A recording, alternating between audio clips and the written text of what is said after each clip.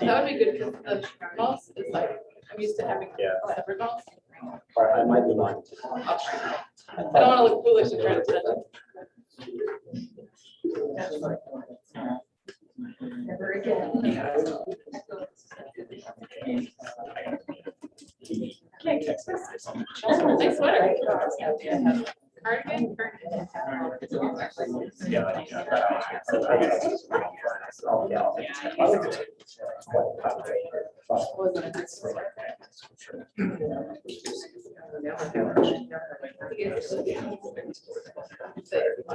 Cardigan.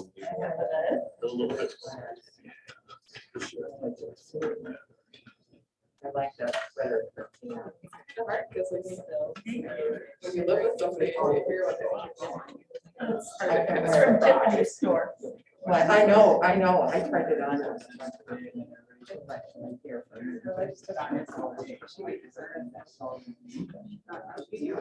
I get everything. I have gotten quite a few things. I asked them if they miss me, if I don't have business. I wish I would. Now I feel more They advanced. had that Yeah. baby blue cardigan that I was back, but it's all. Oh, yeah. Right, cardigan's here. Yeah. Do you like?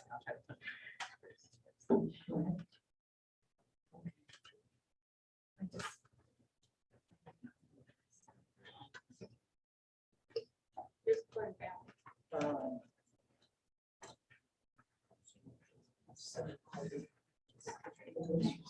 Yeah. I'll call Jesse 6.5. But no.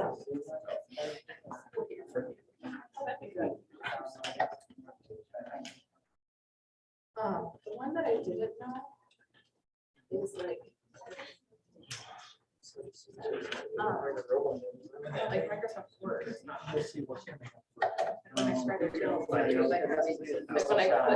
when I go to like see like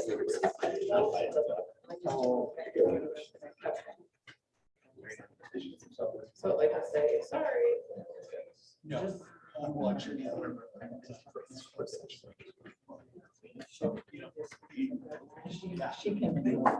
thank you. Thank you. Like that?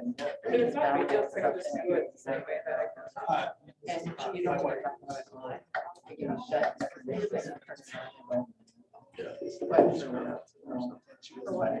Whatever she downloads. Oh, yeah. Well, it's like the same way at work. Yeah. But yeah, like they, when you click on it, can you see the whole agenda? Oh. Because I didn't know if it was control agenda during, because when I go to click on it, then I click on it, I download it, and it's like, sorry. You don't have like there's like Google Word. Where is this? Where do I go for Everybody's.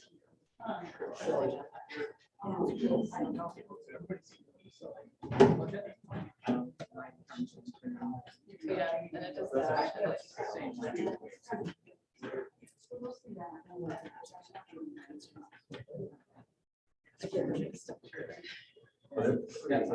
Yeah.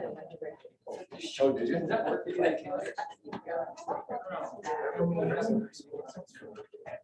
So I don't know that. Yeah,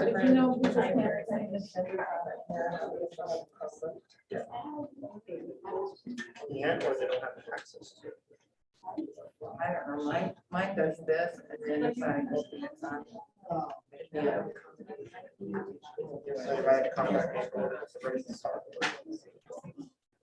Mine just This is my personal computer, so. Yeah.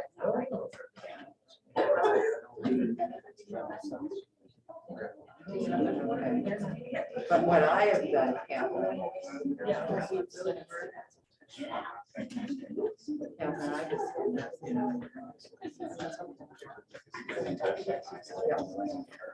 Okay. At 6:15, so I'm going to call the meeting to order with a roll call vote. Rodinghouse. Here. Fox. Here. Dr. Stroh. Here. Mac. Here. Berglund. Here. Jones. Absent.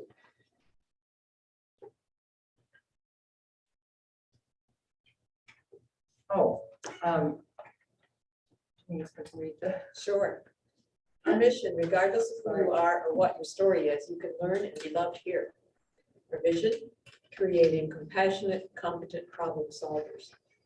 Our operating principles, information for one is information for all. No surprises, verify facts, think ahead, disagree, explain your thinking, and then commit.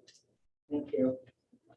Are there any additions or corrections to the agenda? We have a few changes to the agenda. First of all, Jesse White and the robotics team will be 6.5. We're gonna have them go first. I think they have Boy Scouts tonight, so we can get them in and out. We really appreciate them being here. So they'll be right after comment. North Grand, which is number 11, is actually not an action item tonight. It should just be discussion. There'll be no action, just discussion.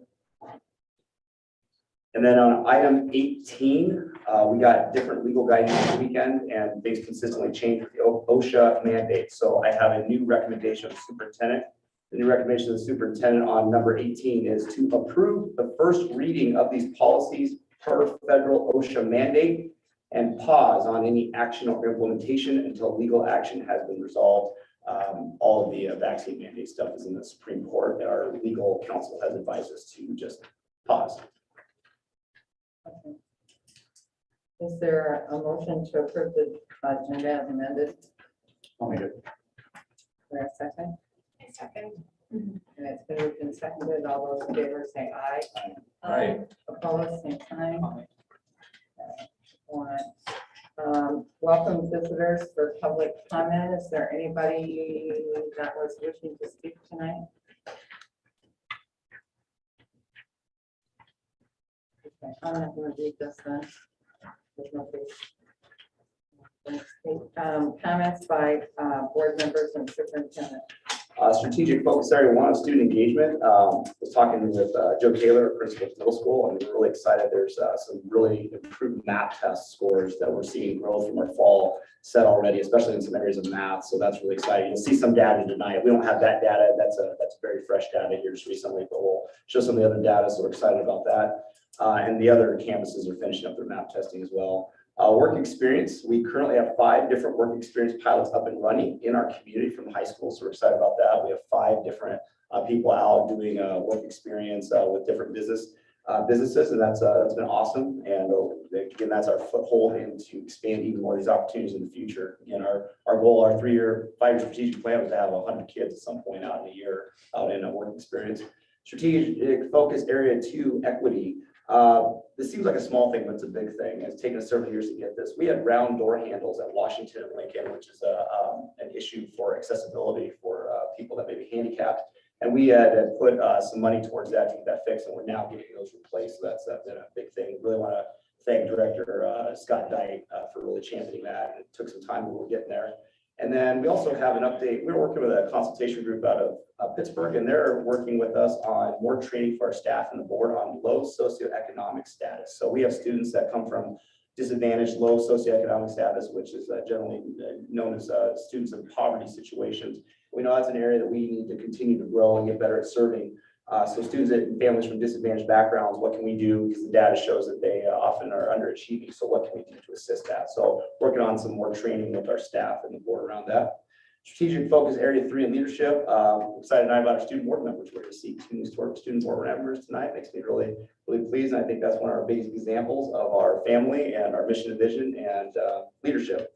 Finally, strategic focus area 4, healthy culture. We are engaging in a staff wellness pilot right now, and that's exciting. We have a few people, experts coming in and working with a select group of staff that want to work on just holistic wellness. We know we've been having a lot of physical and mental illness issues that our staff just continues to fight through in this really challenging pandemic season. We want to invest in that because we know when people are healthy, they serve at higher levels. And we originally asked for 15 people to be in this pilot, and then 30 sign up. So that was really exciting. So they're engaging that on professional learning days.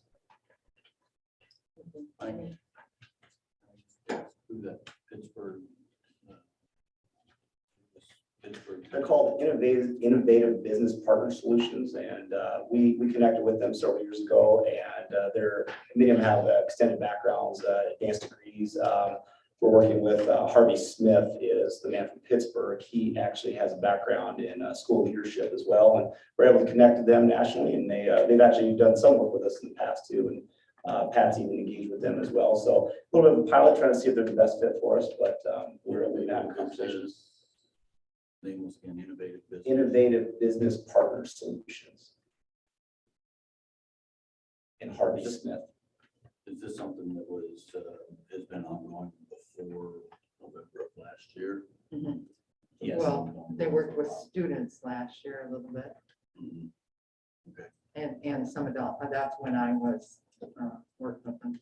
when approximately? Oh, gosh, I have no idea. It was last spring sometime. We did a small pilot with them. You've been here. Oh, Yeah, yeah. since we've been here, yeah. This kind of thing, then the previous board would have approved that it was brought up, or is this something that? you guys It's do? not for, it's only for superintendent approval, so yeah, I just make sure the board aware of it. All this stuff gets done. Yeah. Yeah, that's through our equity team, has been working with these people and vetting different people to make sure that they are the right fit and also meet the parameters of our law, our state law. Then the final question on this is money. So if it's something you administrators decide that it needs to be done, which is fine, how much leeway do you spend on where does the money come from? In board policy states up to $15,000. So none of this has exceeded $15,000. So Okay, that's the policy. that's what. And it comes out of like professional development. Yeah, it's professional development funding. Anybody else have anything? I was gonna say that I enjoyed the article in the paper last Friday about the regional center going in, and it sounded good. That might be done as early as 2023. That's exciting. It was a nice article. We hope to have President Schultz and I come and do a presentation with the board here soon. Actually, at the end of the month, I believe he's coming and he's doing some presentations on the career academy and rotary lines and different things as well. Well, I know we've presented before, but he's the most up to date what's going on with that, and he's hoping to break ground this summer. I'd like to give a shout out to the group that went out the day after the tornadoes to help people, since I was among them. You were helping? I was watching them. She needed help. We still need help, but it was great, and I really appreciate the directors, Mr. Lundberg, his crews. Anybody else? Okay, committee reports, facilities. I don't want to give away too much of what we'll be discussing facilities tonight, because I know Jerry is going to speak more to it. And I can't speak too much because this was my first facilities meeting, so I have nothing to compare to. But we did go over the funding, and I was just impressed with the unique ways our district has used COVID funding to start up and help with some of the projects that are already happening in our district. And then probably one of the most exciting things that came out of that meeting was just, again, the creative and innovative project we have in motion at the Main Street former district office building. So they'll speak more to that too. I don't want to give away too much of that excitement, but good things are happening in our district. Thank you. Mr. Mack, finance? Yeah, so we met last week and talked a little bit about some innovative insurance program that Evan found for us, and I think he's going to talk a little bit about it tonight and kind of walk us through that. So I won't give too much away, but it's a really unique way for the district to be able to categorize some of our expenses into specific ways to allow us to free up some general fund dollars. But Evan will go into great detail and really be very specific on how that all works. So thank you. Thank you. Mr. White and team.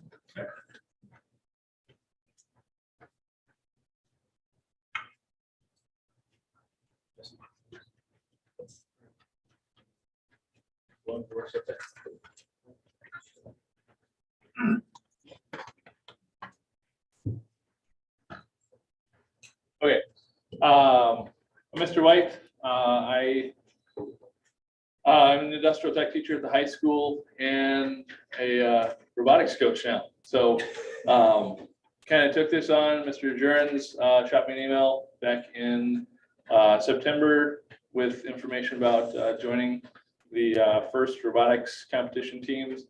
And I jumped on it because they had some grants and stuff for us. And to get us started, not knowing that we would need more than just those grants to get us rolling for the whole season. So we put together a presentation. Mr. Martin asked me to speak here to talk about some sponsorships, going out to businesses and talking to some different businesses in town to be our sponsors for the season. And whether it's in kind, getting us materials or money so we can actually purchase materials or whatever it is. But we thought we'd come to the board first and make sure that that was something that our robotics team could actually do. But I want to kind of give you an overview of what First Robotics is before we move on. So FIRST was actually stands for Inspiration and Recognition of Science and Technology.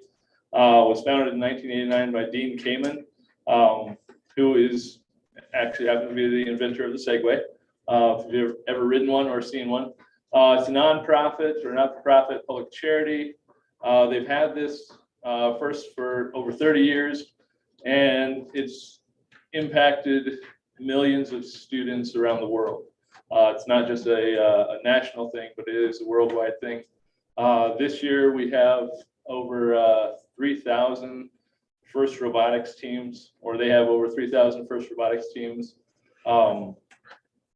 that are actually building and competing for I guess for the championship. So their mission of FIRST is to inspire young people to be science and technology leaders and innovators, helping them engage in exciting mentor-based programs to build science, engineering, and technology, inspire innovation, and foster well-rounded life capabilities, including self-confidence, communication, and leadership. So it's an excellent program. If you've ever heard of First Lego League, it's in the same space as First Lego League. This is just 2 notches above First Lego League. So where First Lego League leaves off at the 8th grade level, this takes over for the high school level. And there is one that kind of fits right in the middle there. So we've jumped into this kind of feet first and ready to go. It is, and it just kind of shares up there. First Robotics competition combines the excitement of sports with the rigors of science and technology. So it's a sport for the brain. It is an extreme sport for the brain because you get a tub of stuff and you take some of that stuff and you start to design, but you don't have enough in the tub. So you have to design, you have to fabricate, you have to put together all of this information. You have to use your science knowledge, your math knowledge, everything to build this robot and test it out and hope that it works. Great. In the rules for this, is there something the robot has to accomplish? Yes. Okay. Yes. Is Yep. it something that's given to you and then you have to design it, or do you get to decide what it does? It was actually given to us on Saturday. All right. Saturday was our kickoff. We had so for this year the competition is we have to shoot balls into a basket that's how high is that? 8 feet, something like that. It's about 8 feet in the air, about 6 feet in diameter. And then, so you can shoot it up there or you can shoot it into a lower basket. The other option, or all while you have 5 other robots moving around doing similar things or trying to block you or trying to do whatever. And then the last part of it is typically a hanging portion. So you attempt to lift your robot off the ground by it hanging from a bar.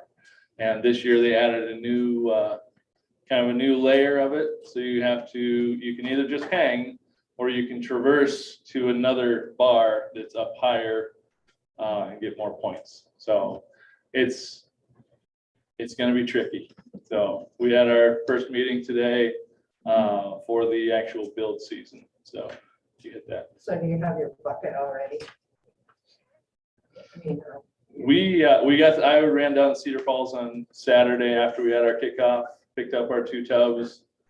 Basically, we dumped it all out on the table and went through it and looked at it all today and said, here's what we have. What can we do with it?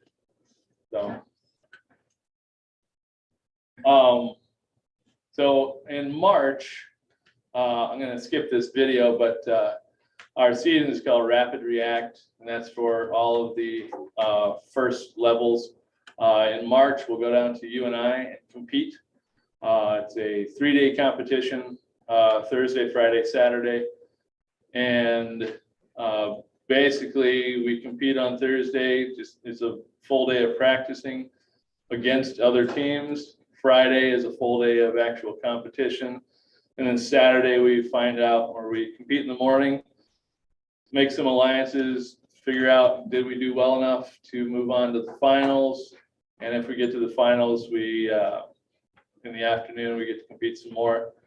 And then the kind of the big prize of it all is if we make it into the finals and we do well, there's potential that we could go to the national competition in April in Houston. So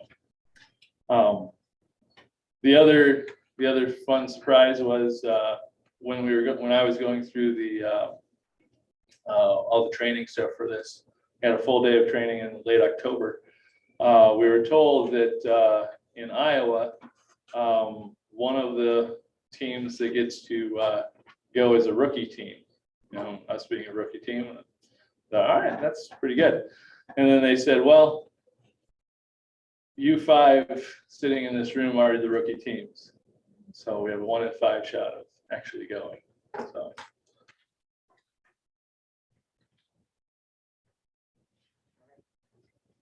Someone next then. Okay. I'm Bryce Howlett. I am a junior here at Trail City High School, and I have been elected or chosen as the team captain for this season here. What is our mission for our robotics program? Our mission is to create a skilled community where students are inspired to pursue their passions, gain a love of learning and knowledge through experience, and acquire personal growth in areas like leadership, communication, and self-confidence with mentor-supported help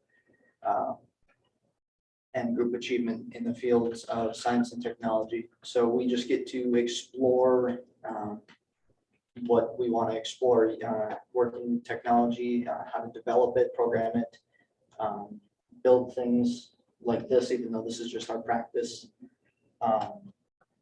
It incorporates metalworking, the possibility of woodworking, wiring, all different things.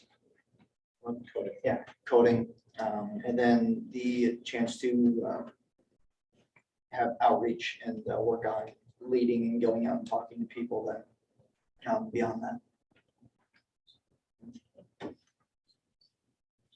And so what we've done so far, we have 5 different like sub teams that we have within our team. There's the fabrication team and the electronics and programming team, the design team, the outreach team, and the logistics team.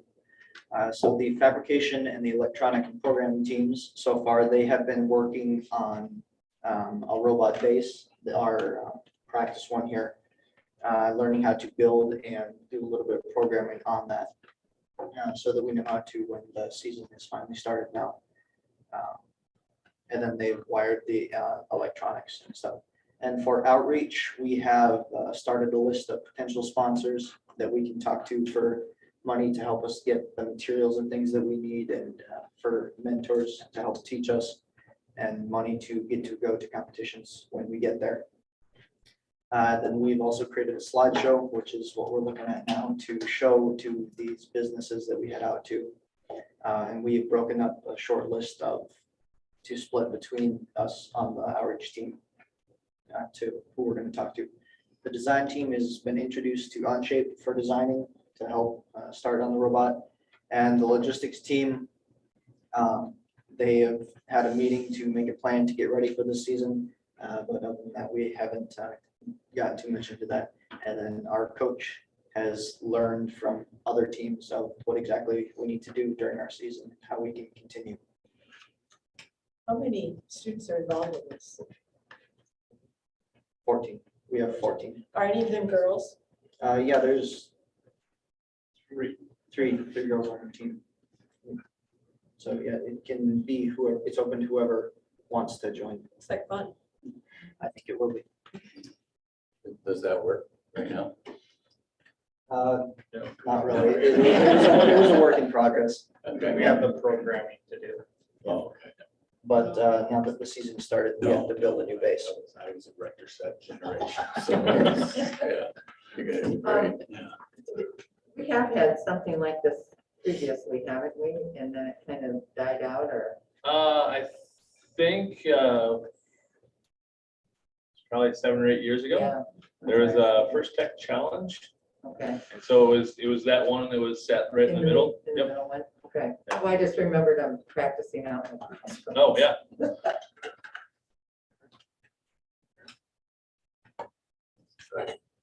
How much are you guys trying to find for sponsorship? As much as we can, honestly. It's actually another slide down below. Yeah. Yeah. I believe 4,500 more is what we need. Go one more slide. Okay. Yeah, click one more. There we go. Yeah. So basically, right now, we have $10,500 in grants. And over on the right side here, kind of shows you where our money is going. So to start with, this registration was $6,000. And to add all that up, just talking with the coaches in Cedar Falls and just getting an idea of what types of things we would actually need financially and materials wise.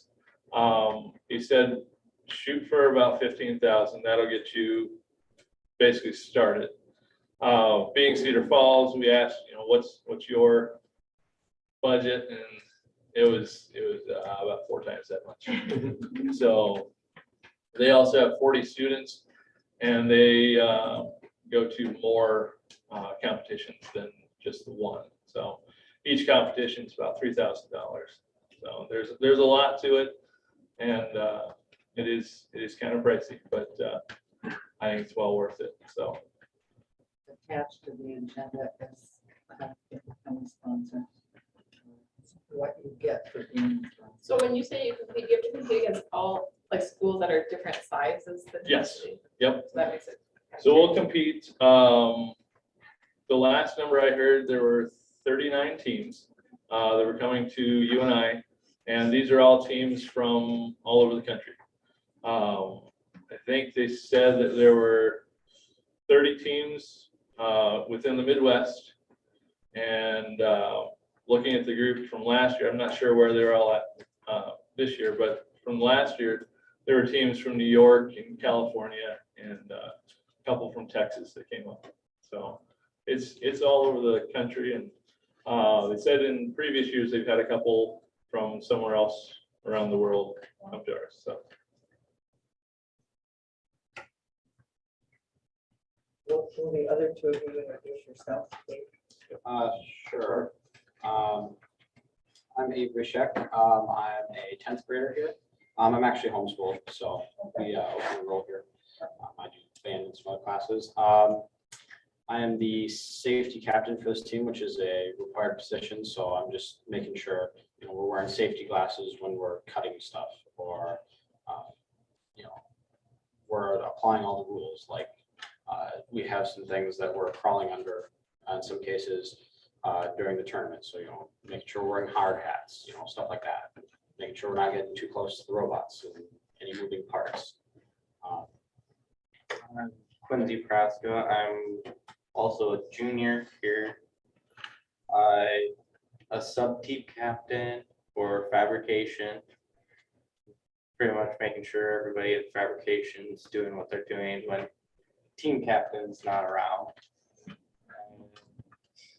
Relaying info to him.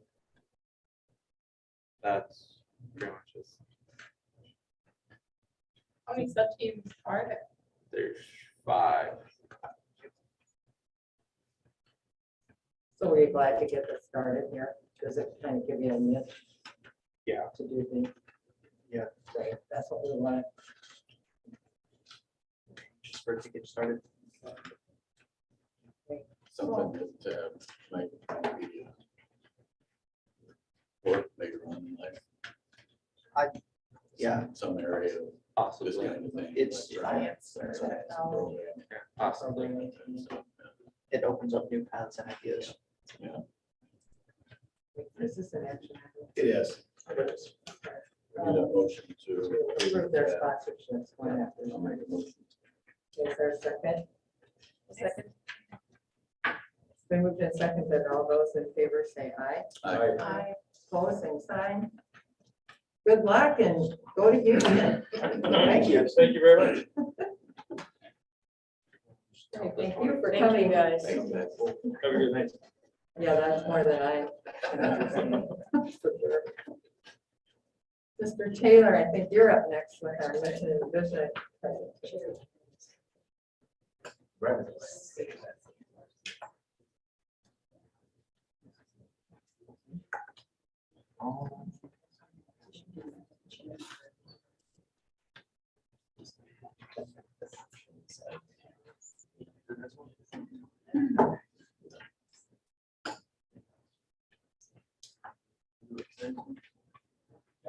Here, I have it on my computer.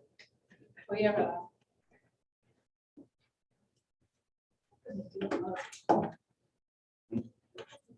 That's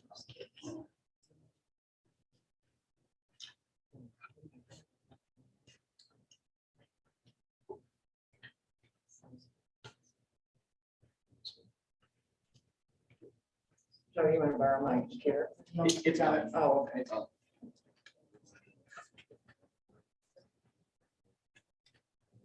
I just sent you the. All right. Joe, do you know it by memory? Yes, Yeah. Let's see, you can probably start. This isn't your this first helps rodeo. though. The visuals are really great too. Just kidding, there's no visual. Well, thanks, guys.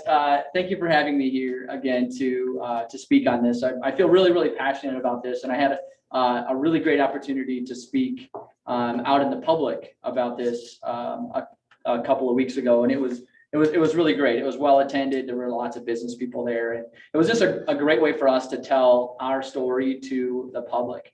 A lot of you who have been on the board and our audience have heard this before from me, but this is our way of life. This is really who we are, and as Mike says, this is our DNA. This is what we are all about.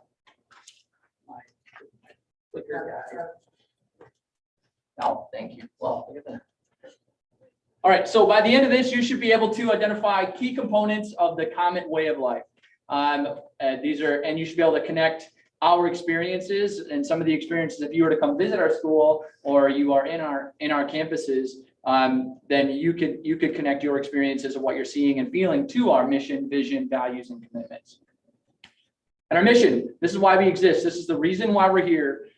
Mike says that, and I agree, this is like our DNA. If you were to cut us, we would believe this. This is our main reason. You guys read this every single board meeting, just to reiterate. But regardless of who you are or what your story is, you can learn and be loved here.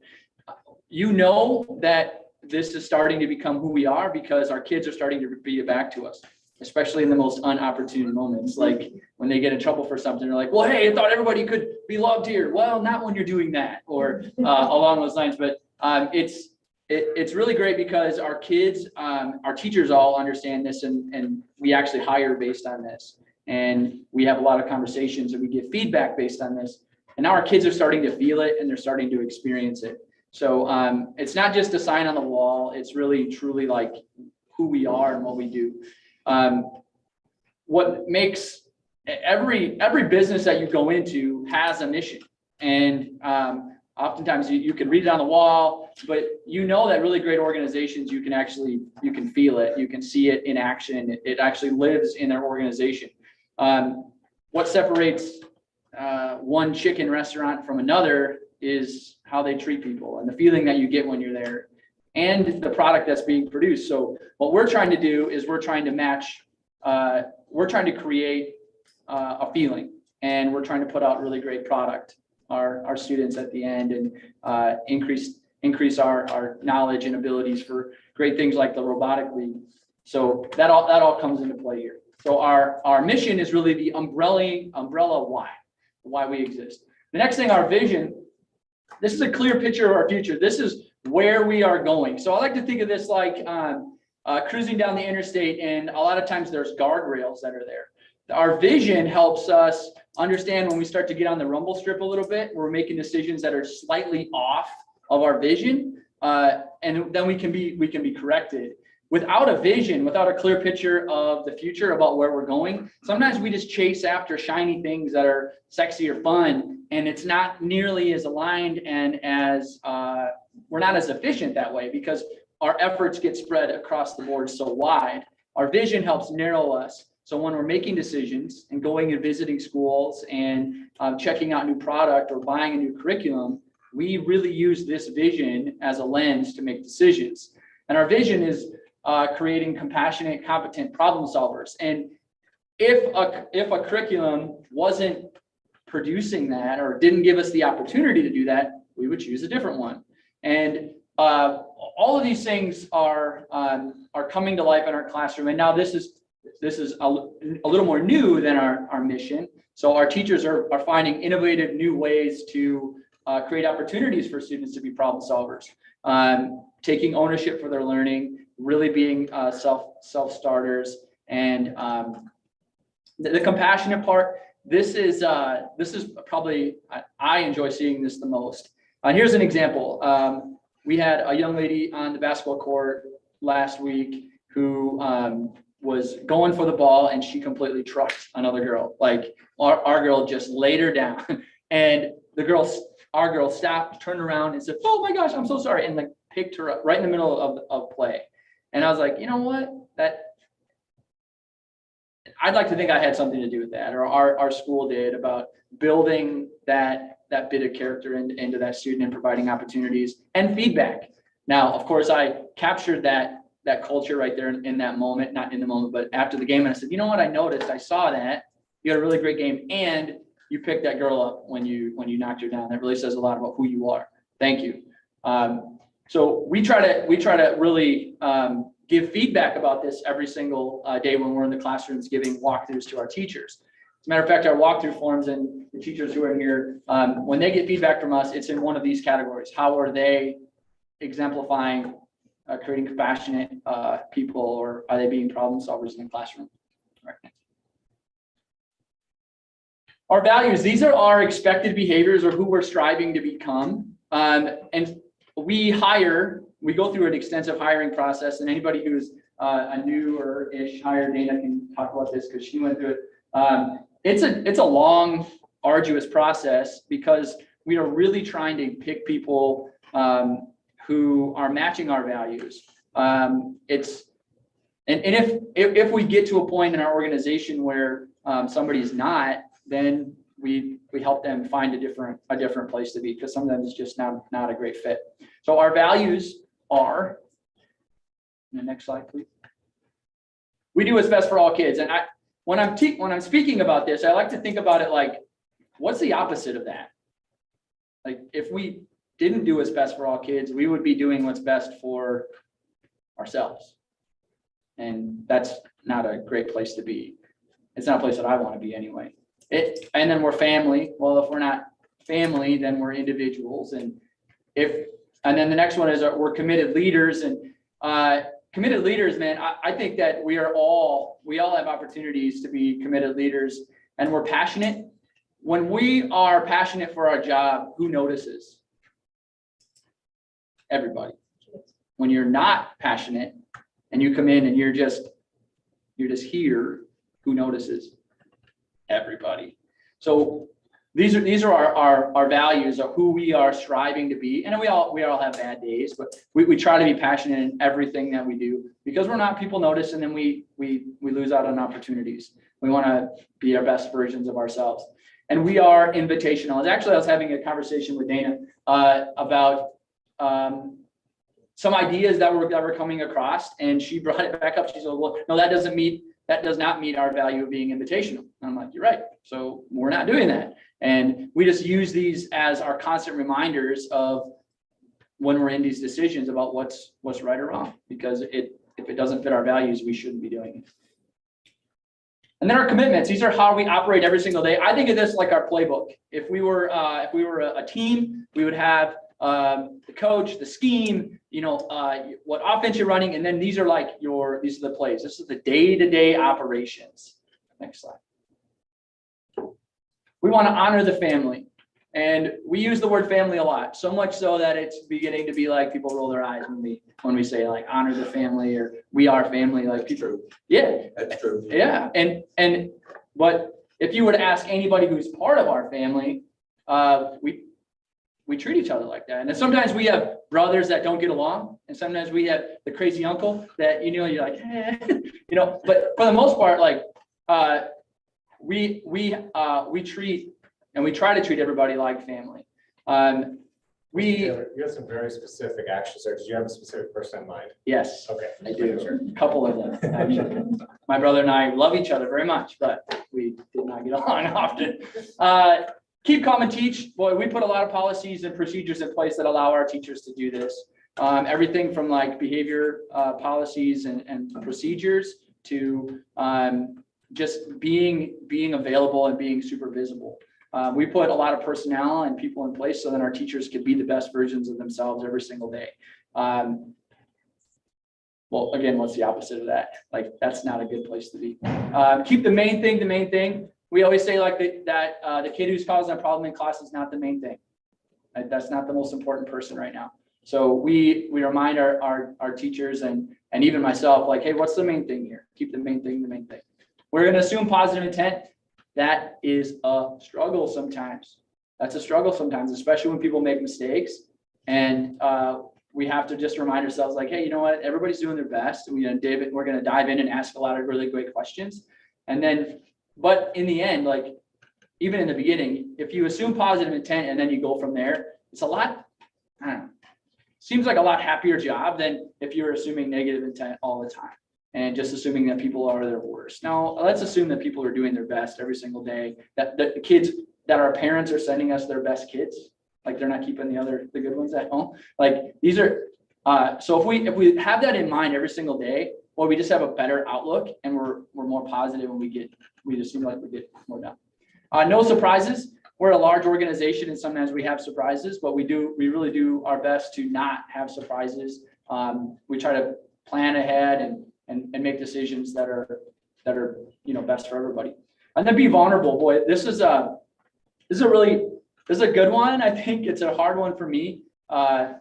People often think that I have to trust you before I can be vulnerable, but in reality, you have to be vulnerable before people trust you.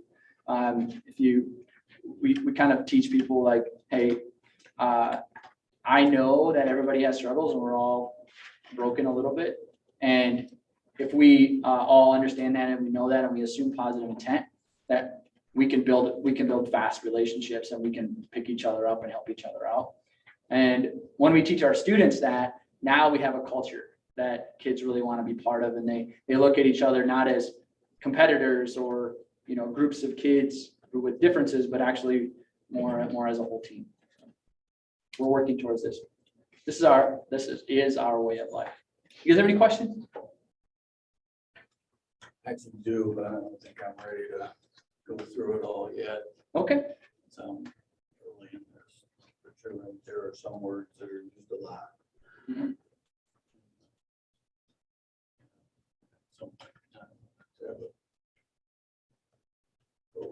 That's what they're at. All right. Anybody?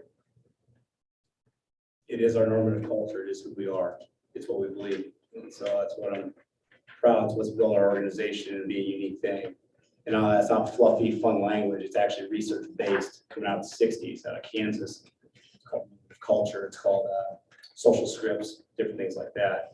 We've operationalized that in a way that we can help guide our organization, make it healthier. Because when I was hired 4 years ago, one of these made very clear we didn't have a health organization. So that's why we've spent enormous amounts of time and effort and resources into cultivating a healthy culture, which is unbelievably challenging, especially right now.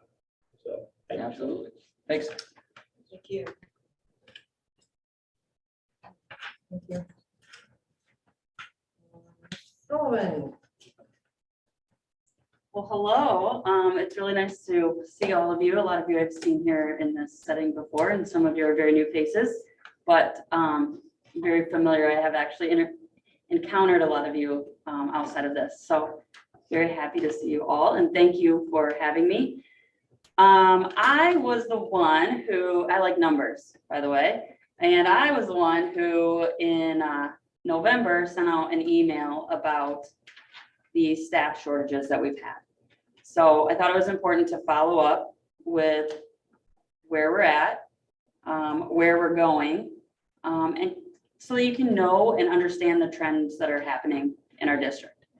So we pulled the most recent data, and we have over 1,200 absences across all campuses from the beginning of the school year till the last day of.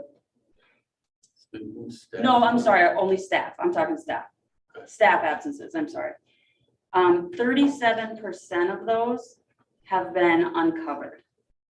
So situations where there wasn't a certified teacher that picked up that. What counts for a absence? It could be a health absence. I mean, is it one teacher for one day, one teacher for half a day, one teacher for one period? So if it's any staff member that takes a half day or more on a particular day. Okay. So if it's not just teacher then, it can be any staff, support staff.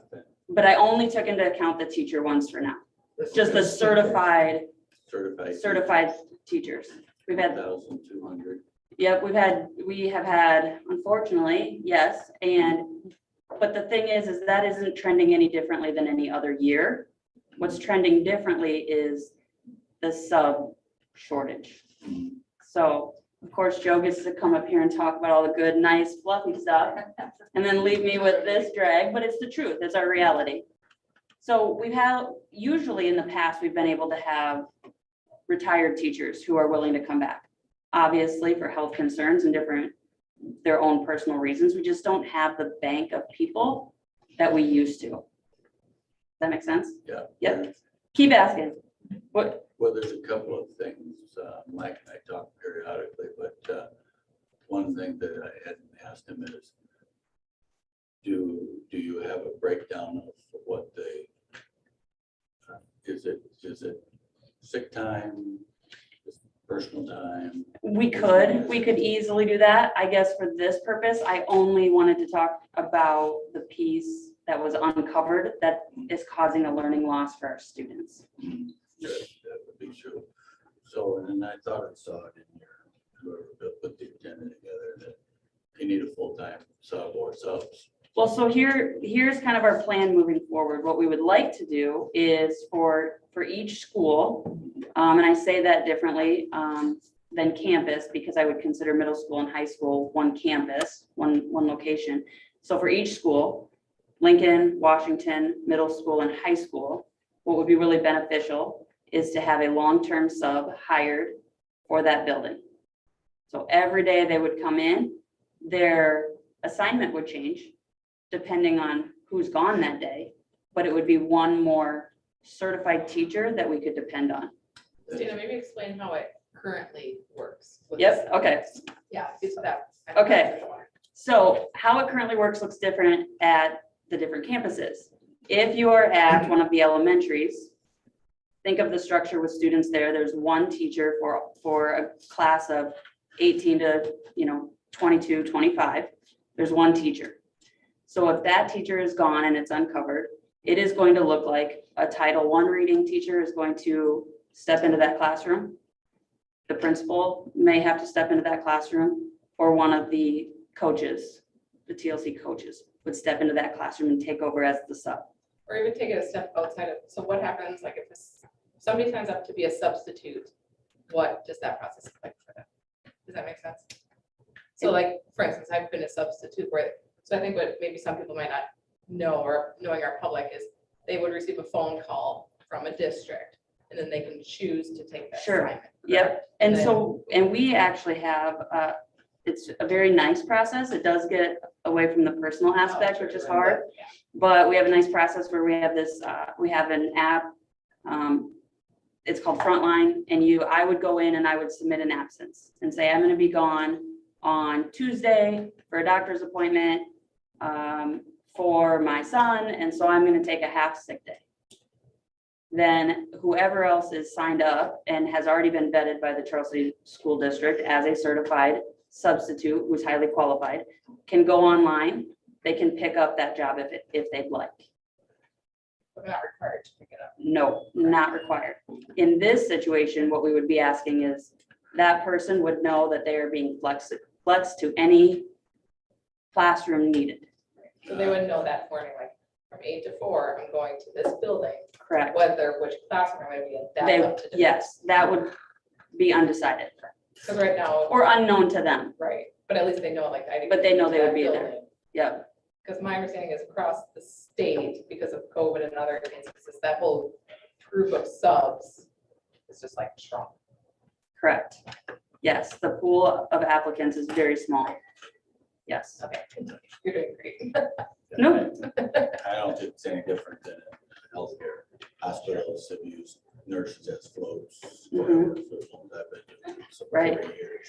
So some nurses are floats and they don't know what they do until they get Sure. there. yeah, that makes total sense. The only thing I wouldn't do is box yourself in one per campus. I don't know how these people are certified. If you can be certified K through 12. then Yes. it can be any place. You only can be certified K through something and then 6 through 12 or whatever. As a substitute, you could fill in K-12 anywhere. Free K-12, yes. They receive like a license to be pre-K. And so just so that you know, at the middle school and high school, it looks different than the elementaries, because think of your student schedule. You come into school, you have 8 class periods a day, you see 8 different teachers. So yes, my math teacher may be gone, but I'm only seeing that math teacher one time. Does that make sense? So for instance, at the high school, what works really nice, they have a really slick system. Keisha sends out an email to all staff, and I know this from experience from last year. In the previous year, she sends out an email and she says, Dana Sullivan is gone for the day. I need periods 1 through 8 covered. So then what Angie might do is say, hey, I have prep period 2nd hour. I can take her 2nd hour. And what Katie would do is I have prep period 3rd. I'll take her 3rd hour. So what's happening is you're still getting a licensed teacher in that classroom doing the sub plans that teacher has left.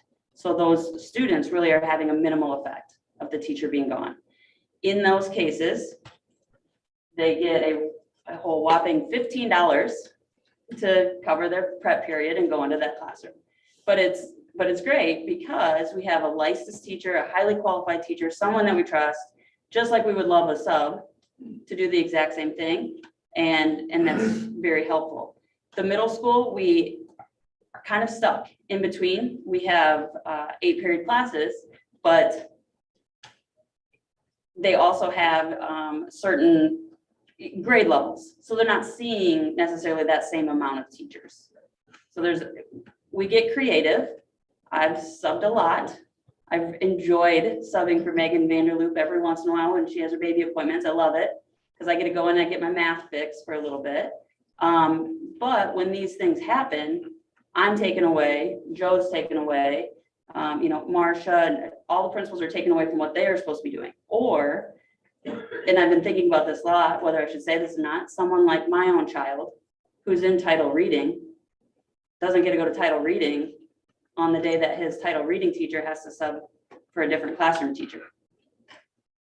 And I get it, it's the benefit of the whole. I would never complain about that whatsoever. I'm so happy that we all do work together, but ultimately It's not efficient. it's not, and it's a loss for those students.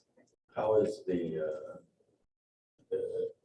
teachers now, if somebody comes into a day, do our lesson plans well formulated well enough that they can actually carry on like that person was almost there? Yeah, absolutely. And what's nice is that all of our teachers really have a very documented, detailed outline of their day, as well as using anything online technology based like Google Classroom. And our kids are so well trained, if you want to say it that way, that they even know, okay, there's a sub in here. I'm going to log on to Google Classroom. I'm going to read the instructions they left. The sub is also going to go over what we need to do. Any direct instruction that needs to be done by them will be done, and it's all laid out there. Our teachers have really, through 2 years ago with COVID, they really created their own really great systems so that when we were gone, it just had to flow. When there were students at home on half days, it had to flow, and you had to be thorough, and you had to have things documented. You had to have your video uploads or your whatever it was, the activity they were working on that day. And it just continued because it turned out to be more efficient and easier, frankly. So if there's a teacher who's available, like Kate and Angie and so on, are they required to fill in? Are they required? No. It's just goodwill. Yeah, and they're really good about filling in for each other. Like, I don't even know, like, and they're all of you, but there's rarely an occurrence where high school isn't. And plus, when Keisha sends out the second email that says, guys, please help me out, you don't tell her no, and you just say, okay, I'll do it. I'll make it work, you know? And so everybody pitches in and does their thing. So one of the solutions that we would like to propose is having this long-term sub at each of the schools in order for them to receive certain benefits, such as knowing where they're going to be. You know, it's that security of a job of, hey, I'm going to go to this. I know I'm going here every single day. It's not, hey, what sub position can I pick up this day? And can I fill it in over here? And can I do this? It would be something more formal. But you won't box yourself in so that if you need to at Lincoln, none of it. So I will tell you this, we've started having subs come in if there's a half day. Let's say I'm teaching and I take a half day. We have the teachers come in the full day no matter what. And then if it's only a half day, we find where else needs coverage at the middle school. Like, if the middle school is covered, our front of office knows, now call Keisha. What does the high school need covered? Now, maybe someone's gone for a full day at the high school. Well, we're only going to give up our sub for the half day that they're available, but at least it's a half day more than what they had. So we are in constant communication. You know, the high school front office, the middle school front office is constantly talking to each other about, hey, can you cover this or can you cover that?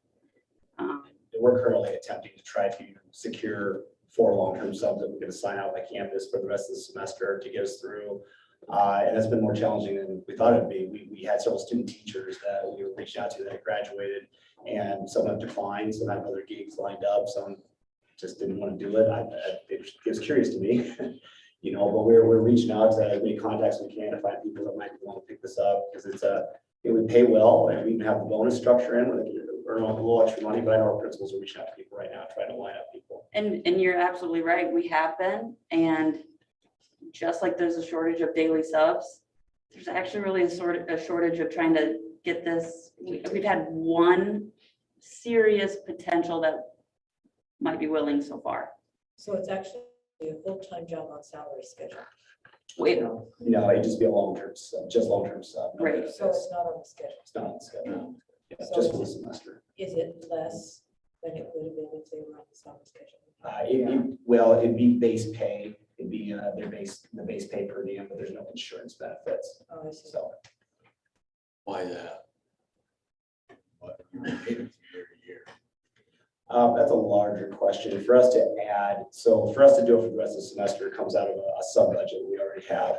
For us to add 4 full-time staff members, would have to have a much longer vetting process. We'd have to talk with our negotiations group because that's a very expensive, you're talking about $80,000 a person with that. And then also there's other needs in our district with class size reduction, different things. There'd have to be a much longer vetting process if that's something we would go to, you know. Well, we're gonna need subs next year too, right? Is it Like gonna the same change? long term. Is it gonna change? I think aren't you kind of trying it this year? Just to It would be see how nice to goes? at least at a very minimum have a trial, but you're Well, yeah, right, I'm you know what I not mean? trying to It, Trial, I just don't think it's gonna change. right. I'd rather be in front of it than behind it. I think we're behind. it. What I'll say is a couple limitations to that strategy, and we're looking at, this is why we're going to try to experiment with this in a really low cost way, because it doesn't really cost that much for us to do this, but as you're seeing, we're already having problems firing that. First of all, it's hard to hire people to be a long-term sub. There's nobody that's oh gosh, I want to be the long-term floating sub, even though I'm getting full-time pay. Nobody goes to teacher school to do that, number one. Number two, we start to look at cost benefit, return on investment.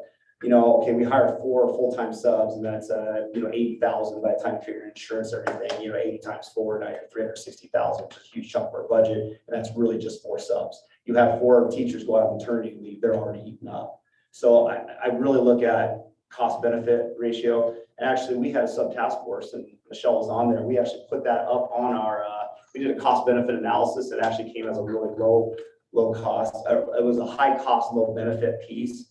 But again, not saying we're not willing to try. And that's why we're going to do this low cost way of trying. But we're also thinking, are there other strategies we could do that might be lower cost? For example, we're looking at a strategy of maybe we have a higher rate for retired teachers to come back. The big reason for a lot of the shortage is a lot of retired teachers have disappeared.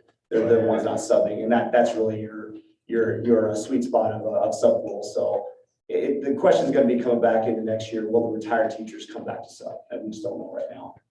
Well, and I'm one of those people, and I haven't subbed since COVID started because I don't want to come up here in the germ bed. Right. Even though I'm vaccinated, even though I have my booster, and I'm old, and it kind of makes me nervous. You look young. Yeah, right, but I'm not. But, and it just makes me nervous. And if I don't have to, I mean, I'll admit, I was never so glad in my life that I was retired when this all started, that I didn't have to make that decision at that time. And I do want to address something really quick. I'm really sorry to put you two on the spot. How many, do you know the number of total, and I should know it, number of total teachers estimated in district? 178. Okay, so with that first number, please don't take that as like our teachers aren't dedicated and passionate. I don't have a problem with Okay. that, but I just think you get what you pay for, and I don't think saying low cost is gonna do Sure. what we need to do. I think we need to try to find some way to get the money. Have we to do it had- right. Have we had people express interest but are hesitant about the pay? No, I mean, our pay is pretty comparable to anywhere else. And the one candidate we talked to today, she has a coaching gig and just, they want to sub, but it was kind of, I want to sub when I want to sub. I don't want to be here committed every day because they were coaching in the district. Or is there- Somebody. I mean, I will say if it's a housing situation, I have a room in my basement that no, I'm serious. I would be perfectly, it'd be perfectly okay for somebody to. Would that be? So we did that last I had one year. in my basement for a full year. And then But I don't she have hung a around jacket sub. for it to get attached to. They won't like that. So similar to what David's expressed, is that something we could look at to the 2022-23 school year? That's why we wanted to try You're gonna this. have- Yeah, just hiring somebody full-time, to be honest. If you're gonna hire somebody full-time, you're gonna have to treat them like a full-time employee. What's the long-term sub rate per day? It's $180. It's whatever base pay is by per diem, it's 145, something like that. 117. 1 second. $180, right? So you're almost at $55,000 right there if you have a long-term sub every day for the school year. Plus they get $500 or $1,000 bonus for each quarter that they work. So that's 500 for every 30 30 days. days. So 5 times 8. So there's another $4,000. So I mean, you're almost at 60,000 right there. I'm sorry. And most, if people are just graduating from college, they're probably still on their parents' insurance too, or could still for the benefits argument. Yeah. So to give you a number, 179 times 90 days, because that's what they work for a semester, would be $16,000, $16,110. So Plus the bonus. Okay. plus the bonus, which in that case would be 1,500. So 16 plus 1,500. 17. Yeah. But For 90, that's one semester, 90 days. So the cost in this ends up being insurance and the payroll taxes and those different things. And again, we, IPERS and different things too. Again, there's many needs that we have across our district, class size reduction things. And I'm not saying yes or no, I'm just saying this is something, when you're talking about a $360,000 investment in our budget, that's just something that takes a lot of vetting, a lot of discussion, with a lot of, that's negotiations, conversation, because that's money, that's not necessarily money we have, it's money we have to earmark or find how we're gonna do that. So is that where we want to spend our money, or, and this is where we're distributed leadership, where we collaborate, we have lots of conversations, lots of people doing work. But I know some elementary teachers would very much disagree with that. They want to see class size reduction for the long-term subs. So we want to make sure everybody's voices are heard as we, make these decisions. I understand that. I mean, I think it's a really important thing. Yeah. Dr. Schroeder and I think it sounds like we agree. I mean, I've been talking about long-term subs for a year, and I think it's a really important thing for our kids to not be short, to have a licensed teacher. Because I remember when we didn't have that when I was a kid, that whole period was a blow off, right? The goal was to see how much trouble you could get into without getting into trouble, right? Well, I was just telling. That was me. Emma that I came from an era where. You got hit, right? Well, no, actually, I can count on one hand the number of times I had us up in 12 years. Oh, really? Yeah. Oh, It just didn't happen. very different. I don't know times now, why. right? Yeah. It didn't happen. It didn't happen. Well, thank you. We appreciate I it. think Yep. we get the picture. But it's good. Yeah. So, Well, and honestly, like I was saying with that number though, if someone is diagnosed with COVID, they're out. right. You know what I mean? Yeah, That's their day, yeah. is boom, boom, boom, boom, right away. Yeah. So, 3 weeks in October with that, so. Yeah. So does anybody have a, But There's no motion. Oh, giving you some Thank you. info. We're good. Thank you guys. I appreciate it. thanks, Dana.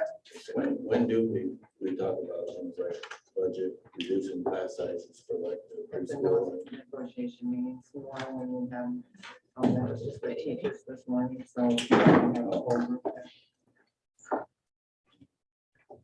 Okay, facilities, strategic plan. Jerry, you're not in your easy chair tonight. I don't know what we'll do. What's that? Usually you zoom in from your easy chair, so I'm not. I sure what we're gonna know. do. We don't give them Zoom anymore. No options, I don't think, so. All right. I think you have the ones that Buildings and Grounds Board approval for facility, large projects 22, 23. You should have the attachment.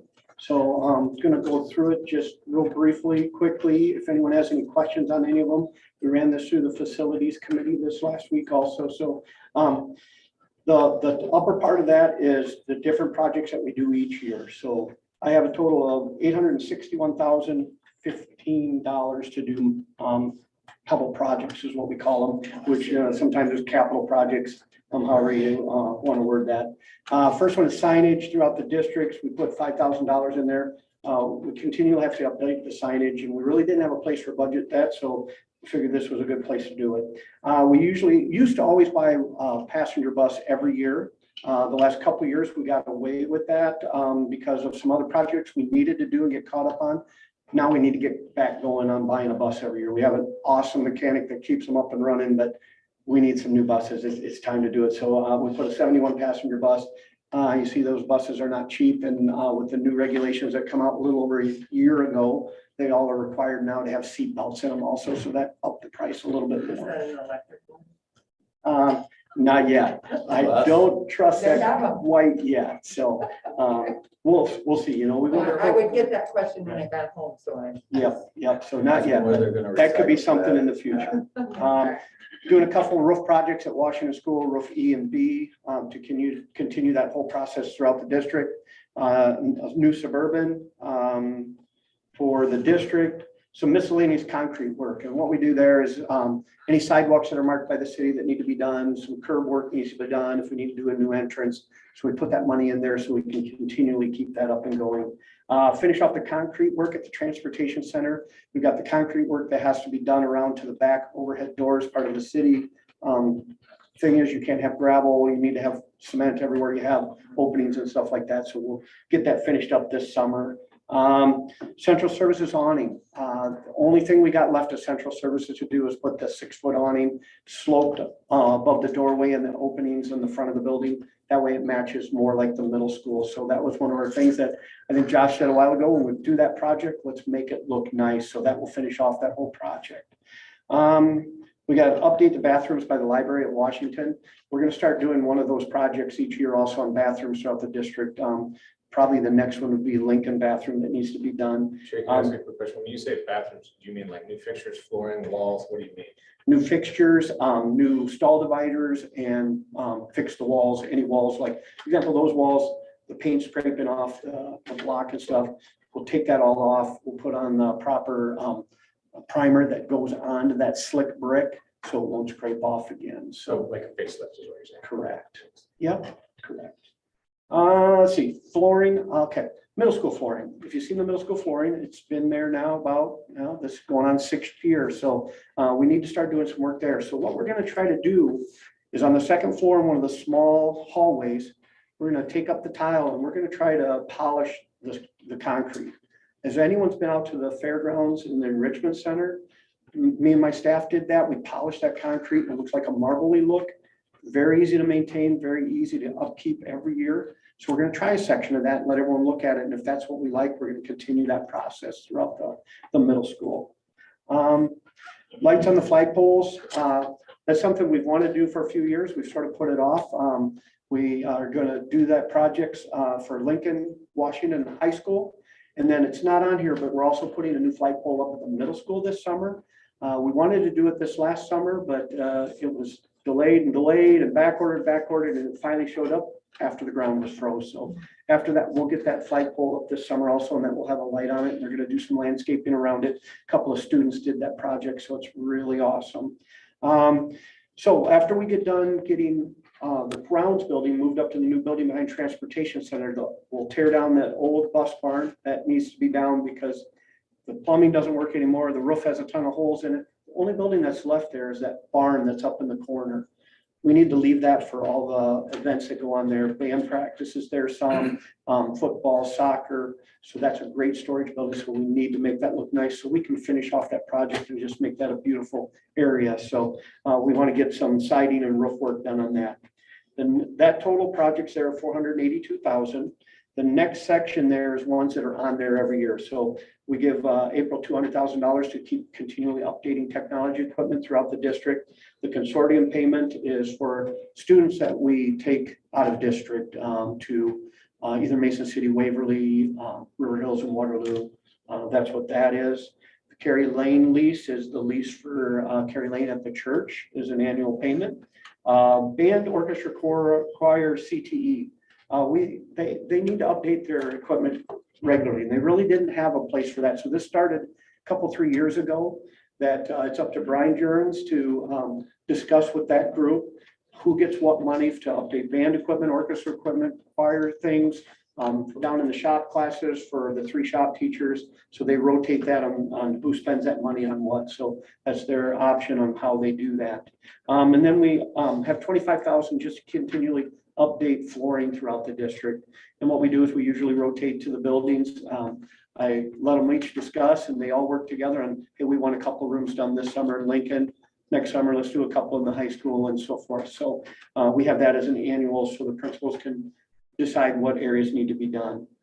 So total for all projects this year is $792,340, which you'll see we're $68,000 to the good. So we have that left over. We're leaving that as that. If a project comes in a little over, a little under, anything that's left in that, then we'll go back into reserve. So sometimes we're at it, sometimes we're above it. That 68 or that 861,000 is somewhere in the budget then, right? That's the budget. Correct. Correct. Yep. Yep.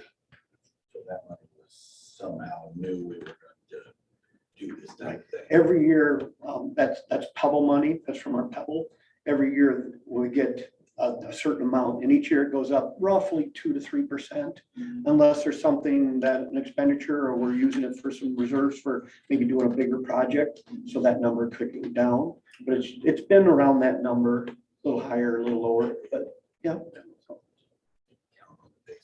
So then annually, I come back to you guys around this time, and we come with our next one. We did a facilities projection. 4 of us got together and we looked out over the next 5 years and put everything on order 1, 2, 3 and put them in this. So we've got the next couple, 3 years pretty much penciled out, Sure. but it could change a little bit. So we just bring a year at a time right now. Then you'll see down on the bottom here, there's a couple more items that we're talking about. It's not set in stone that it's going to be done or how it's going to be done, but we wanted to put that on there just to discuss it a little bit, to give you a heads up. Looking at doing a plaza, an entrance for the whole sports complex. We had some ticket booths, but it was everyone in one area. So with COVID, spreading out the ticket booths, giving them more room to get in, giving them a couple more options to go through, some meeting rooms that they can separate out and discuss, so making a real nice plaza there. We penciled $400,000 in that. Could be some new restrooms down there, concession stand, sky's the limit. So we put some numbers to it just to let you know that we're thinking about it. We'll put a small committee together, decide the best location for that, and come back with our proposal once we've got that done. So that's the COVID money that we've got from the government for, yeah, so. So that's somewhere in the bank now too. Yeah, so we got allotted just shy of $5 million throughout this whole COVID expenditure, so we're just planning not to sell that. And then the other project is we started this project last year. We did all the preschool rooms with new flooring, went to a lot of hard flooring and then a little bit of carpet, but not much through the preschool and out into the hallway. And we did one kindergarten room. We're going to continue that project through the rest of the kindergarten hallway and all the rooms. And that also meets the COVID criteria because of what type of flooring it is and all that. So that project will be coming up. And last year we had 2 local contractors bid it, and so it stayed local, and we try to do as much as we can local. So this is what I have. Anyone have any questions for me?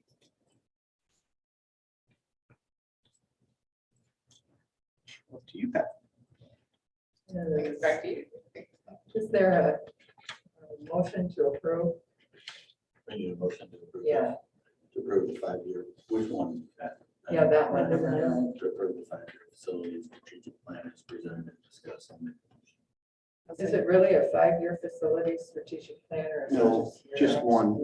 We projected out 5 years, but all you're approving is this one year. The budget.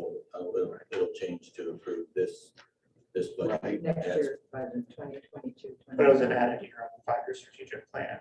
So we completed last year's projects. We had 4 years left. We'll keep a 5-year running 5-year strategic plan. How do you want me to read it? How you did. As it is. Okay. As it is. Okay, all right. Did you take it?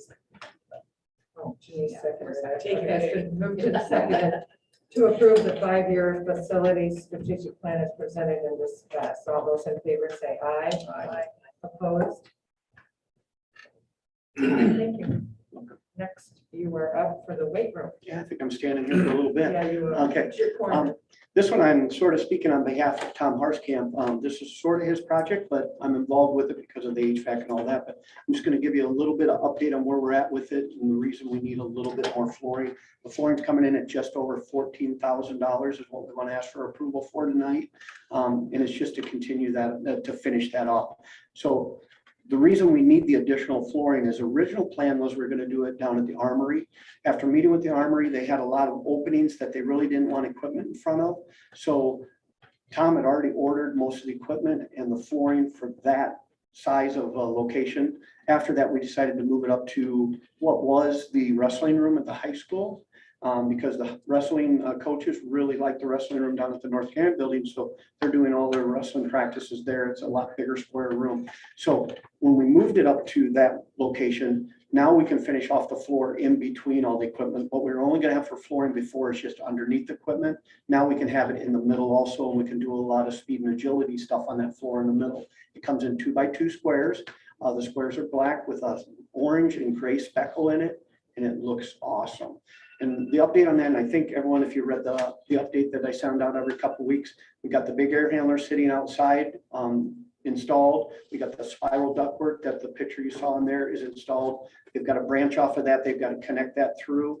And then tomorrow, Tom and I are going to meet, and we're going to get the rest of the schedule put out there so everyone knows where we're at and when we're hopefully having our grand opening. So tonight we're asking for approval of an additional $14,000 that will come out of the COVID money. So it's not out of anyone's budget. It's out of the money that Evan talked about, the extra ESSER 3 that we got through the government. Where is it at? Is it at the high school? It's at the high school. Yep. It's not in North Green. No, at the high school. Jerry, Correct. do we already have the product to cover the additional space? No, that's what you're approving for to get it. Do we know that it exists? Yes, Okay. yes. Yeah, we can- We've got the And then we can get it. first batch. The first batch, we got the first batch. Now we're asking for the additional to cover the center that is identical to that. it's And they not do back have, ordered, no, it's they not- have it. It's good to And go. it's 14,000. Correct. So It's- we need a motion to approve 14,000. I'll make a Correct. motion to approve Director of Operations Jerry Mitchell to purchase the additional weight room flooring as presented. Okay, it's been moved and seconded. The Director of Operations, Sherry Mitchell, will present to approve Director of Operations, Sherry Mitchell, to purchase the additional weight room flooring as presented. All those in favor say aye. Aye. Opposed, same sign. Okay, passes. Next, North Grand bid. Okay, is this one a discussion, This is correct? just discussion. This is for information only. It's a pretty large project, so we wanted to have time for you to have questions, and then it'll be up for consideration for the next meeting. So for, when we sold the North Grand building, the architect, or the person that bought the older part of the building didn't want to purchase the east end also. So the east end is still going to be owned by the school with, some things that are possibly going in there that hopefully we'll get that finished up.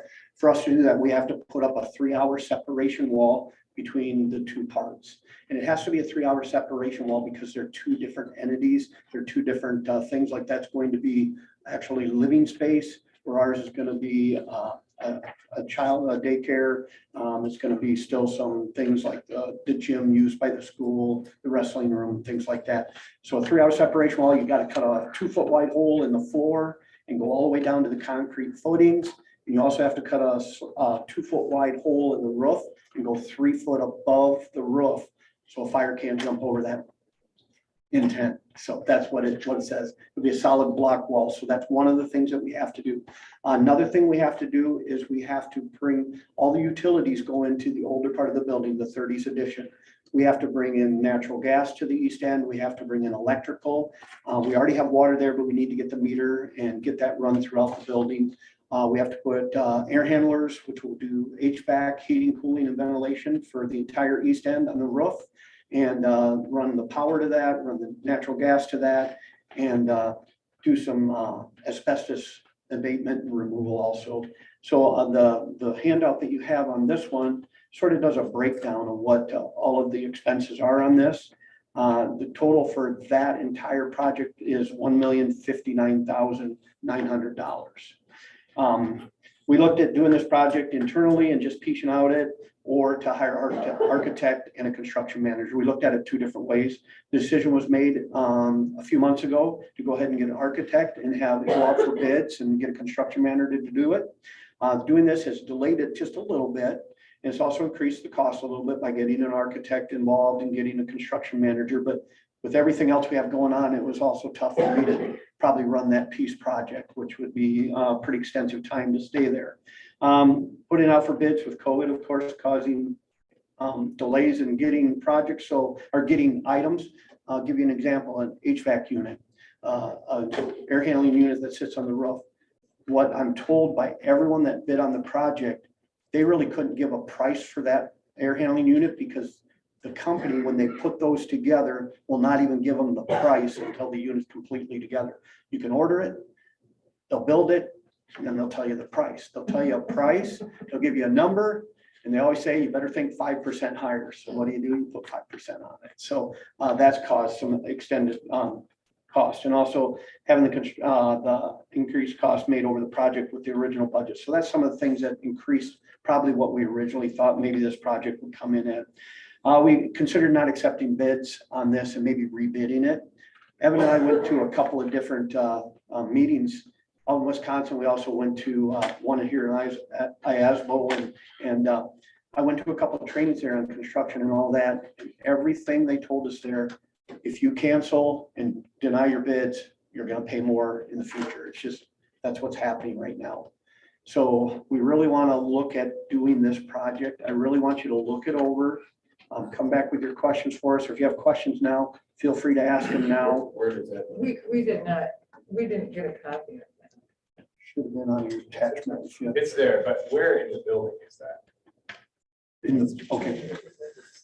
So can you pull up a little map and just maybe draw a picture? Because I'm kind of having a hard time picturing where that is exactly. The east end of the building. Well, I know where the Okay. 1970s and the 1930s are split, but I'm saying, are we going in the middle of that? Because you have, on the drawing, you have exterior doors that look like they go east, so that would be as far east as you could go, right? They're looking at the pool drawing. Yeah. Oh, the pool drawing is the next subject with to go with this. So we're Sorry talking about the that. budget. Yeah, this is the entire east end. This here, this project right here covers the entire east end. This is for everything except for the pool. So this would be. Sorry, except for the pool and above TLC. So this is the air handlers that go above the wrestling room, above the gym, and a portion of the hallway that still will be part of ours. No, I think I understand that. But we're gonna renovate the space that TLC is going into? No. Okay, so we're gonna re-roof it, new air handling, new HVAC, gas, electric. Well, our part of ours is to bring gas to that end, which is for the entire east end, electrical Yep. for the entire east end. We get it to the building, but from there, if it's for TLC's portion, Yep. they'll take it from there and put it in their section. Okay. We take it from where it's gonna come into the building. We'll take it over to the gym, the wrestling room for the air handlers that we have to install for us. Okay, So right now, those are all run off the boiler pipe system. right? Correct. So that's all garbage. right. And it was supposed to be shut down by, originally it was July this last summer, then it was December. Well, they're really behind. So he asked if we would continue to run the boiler, maintain the boiler, keep it operational, because he has no idea. And his name is Jeff. That's the construction manager for the 30s edition. He said, if we can keep it operational and keep it running for the entire building, then we can still have it for this winter. Because the original, about a year and a half ago, we had to have everything done by now. Okay. But so we So it's we mutually have, beneficial. right. So, yeah, so I'll explain this a little more. That's a great question, Josh. Everything we have here, the things that we have to do for the entire east end is the wall, the natural gas, the electrical, the water. The rest of this that goes along with if you go on your right side of this, it's the masonry, that's ours. The thermal moisture protection for that, for patching all that in is ours. Mechanical, this mechanical is just for the south half of the east portion. So the big main hallway, everything that's south of that, this is for us, not for TLC. And then the HVAC and electrical, again, is everything for the south side, nothing with the north side of that main east hallway. The timeline for this. We're gonna come back probably to the next board meeting and ask for approval. We've got a funding stream that we're looking at to get this for funded. And that's part of the, I don't know if we want to talk about plan, and we're bringing that back next time. Why don't you talk about the multi-purpose space and the funding stream? Sure, sounds great. All right, so to go along with this then, originally the pool was just gonna be left as is, just with the new roof over it, and for a storage for the drama, band, chorus, orchestra. But Derek, who's here, I've met quite a few times with him to try to help out how we're gonna do the auditorium and how we're gonna do storage and all that. And every time I meet with him and Michelle, I say, think outside the box, come up with a plan, come up with ideas. He did it. He come up with a plan and idea. That's the drawing that you were just looking at and talking about. When you look at this, you'll see the stage that is to the east. So outside of that is the east parking lot. Those two doors are the doors that go out from the pool to the outside towards the east parking lot. So what they come up with a plan is to have the stage set up right there, curtains that go all the way across on the, in front of the stage, some pull-out retractable theater seating, where they can put their lighting from the balcony that's in there right now. So that balcony that's up above the pool, still using that, putting theater lighting up there. Above the stage, there'd be 3 bars that go up and down on a pulley system. That would be your stage lighting for above the stage. And so we looked at that and it's a great idea. So then we started thinking outside the box and say, let's look at maybe filling in the pool, making this their performance area. And then we have everything that we need in one location right there. So we're getting bids. I've got a bid back for a HVAC system for above the pool, but I have not got the bid back yet. So that's why we really can't tell numbers right now. I have not got the bid back to fill in the pool. To fill in the pool, on this side, we put a 14 by 14 overhead door towards the east parking lot. So the equipment can come in. There's a 2-inch lip all the way around that pool. They'd have to break that off, let it go down the pool. They cap all the drain and water lines to the pool underneath. They'd knock down the cement down into the pool, come in and fill it full of sand, and then pour a cement floor over the whole thing. We'd have a compaction person come in, test the compaction to make sure it's compacted enough to support the cement floor so we don't have any issues in the future. We can do all of this. And then we're also looking at getting like a snap together floor for a gymnasium. So it can be a multi-purpose room that be used for a lot of different things. These things can all fold up. We could snap down a floor. We could have this back hallway that's to the south go between the 2 gyms and have really nice multi-purpose room. So we're looking at maybe doing a funding to fund this whole entire project for the East End and get it done at one time. How many seats? Is it approximately? I think well, we don't know exactly, but 350 would be. Yeah. Probably not the right number. Okay. And this is an interim project because it looks like there's going to be no place for performances for the next years. How's the acoustics in that? They will work. Somehow it'll work. Better than the gymnasium. And then the roof on that area is also problematic, right? It's brand new. It's brand new. That got approved a couple, 3 board meetings. Is it- And they but did it's not done. They did the first half, which is the Oh, they did lower it. section is completed. The next one starts again in about the end of March, beginning of April, weather permitting. So it'll be all new roofs on the entire east end the next time. I think you answered all my questions. You're next. Devin, you had talked about possible funding strategy. Yeah, so I was working with Piper Sandler, which is one of our consultants that I look at for when I do big projects like this. So we have a voter approved PEPAL that we did last year, so that can extend out for a total of 8 more years. We have to get our PEPAL reapproved. So one of the advantages of having 8 years of availability there is we can take a loan against PEPAL, which will not raise taxes, which is already voted upon, just get that money ahead of time and repay that. So if we did the money ahead of time, say we're looking at maybe $2 million to get that pool filled in, finish off this project, and the remainder of that would go to pay off some other debt that we have, totaling about $250,000. But the current interest rates right now, we're looking at $255,000 repayment.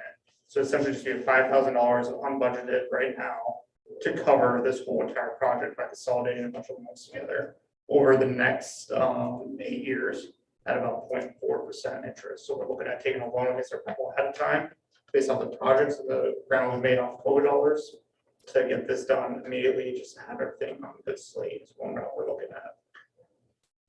But that process is kind of drawn out. I reached out to, I said Piper Sandler, but they work with First Security because I'd like to keep things local possible, see where their rates are at. I'm gonna reach out to First Citizens because they're kind of local. And also they'll reach out to CSB and some national banks to see what those rates come back with. And I don't have those numbers at this time.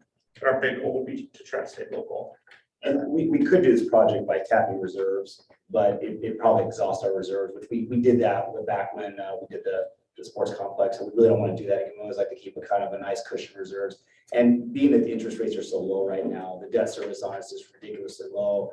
It just makes a lot of sense to, possibly look at that. And we also know that we're hearing that the Fed's probably going to raise interest rates in the future. So if we're going to do something like this is the time to take advantage of something like that.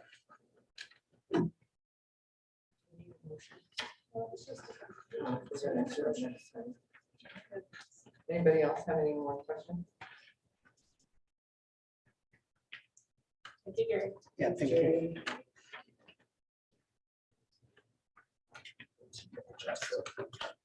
Okay, Mr. Sturtevant. Vocal jazz track number 13. Hello, everybody. I'm Derek Sturtevant. I'm the high school choir director. I'll make this brief. We have currently 3 vocal jazz groups that rehearse at the high school for a total of 46 students that are involved, which is really cool. And so one of my goals for them is to make sure they have performance opportunities throughout the year. And one that is coming up is a trip that we would like to plan to Concordia University in Moorhead, where our students can perform alongside other college groups and other high schools, get feedback from professionals. On our way up there, we will stop at Mankato, University of Minnesota, and they have some groups at their college that would perform for us and some professors that we would work with. So I'm just, since we're going to be 2 states removed as per board policy, I would like approval for that trip. Any questions? When? It is February 11th and 12th, just an overnight. Yeah. Yep. We'll take a charter bus, we'll stay in hotel, that whole deal. Hope for good weather. Exactly. Well, we're going to Fargo, and I'm sure it's not real warm up there, so. So we need a motion to approve the director of choral activities, Derek. Start of it. To take the vocal jazz trip to Moorhead, Minnesota and Fargo, North Dakota. Yes, I am. Second. It has been moved and seconded to approve the director of choral activities, Derek Sturtevant, to take the vocal jazz trip to Moorhead, Minnesota and Fargo, North Dakota. Is there any other discussion? Have fun. Have fun, be safe, stay warm. All those Thank in you. favor say aye. Aye. Opposed, same side. Aye. All right, Thank you very much. be safe. Don't get stuck up there forever. Hey, That'll be our charter buses Stay. problem. Stay and enjoy it. Okay, number 14, metrics report. It's the first of the month, so we always bring the metrics back to the school board. The administration meets and we discuss metrics last Friday. So we always do the first Friday of the month and the first Monday, we bring it back to the board. Again, some of the things are static. We only probe, a few times a year. So the net promoter scores, most of those stay the same, except they only change 3 times a year. We did get the net promoter student score in, so that's new. 6.3 is the average for the district on a 10-point scale. Again, it's not bad, but it's also not great. We got some places to work on that, especially at the higher grade levels. That's where we saw some of the areas where we can grow. The student attendance has been pretty stable right now, but we do have, it's not the overall attendance number, it's that we've had some students that just really are chronic attendance issues that we're really working on that just can't quite get them there. As you can see here, and again, this is from the 21 through the 22nd for December 13th to December 26th. So it's just a snapshot in time in December. So it's not like the whole year, it's just that time. 297 positive referrals went out. That time we had 52 behavioral referrals in the district. We had 32 walkthroughs by administration. Enrollment net promoter, that was static from last time. The evidence of learning, this one's new because we just got the map data finally finalized. The district ELA, English Language Arts, was 50.7, 44 for math, 60 for science, and 49 for reading. Again, I'm excited to think that the next round build will be even higher because we've been seeing some good initial scores. Our proficiency score indicates how many of our kids, according to the grade book, are meeting standards. And then the map data is the grades 3 through 12, their proficiency. So you can see there's a little bit of a gap right there. They seem to be meeting standards a little bit better with their homework than they are showing proficiency. So we like to see that score a little bit tighter. So we're our people are digging into that, what that means. And then over the connectedness, you have the leadership, 29.25% of our kids are in leadership roles and 32.9% of our kids are participating in co-curricular activities. Now, what makes that hard is, for example, in high school, it's like 67%. But then at Washington, it's like 0% because we just don't have a lot of after-school activities. We're getting stuff started. For example, I know my son's excited to be signed up for art club. That's coming up. But we're looking for more opportunities after school for our younger grade levels and make that a little bit more equitable. But that's why that kind of comes out in the middle. So that is that's the dashboard for this month. This month. Questions you might have? Say that leadership thing stands for.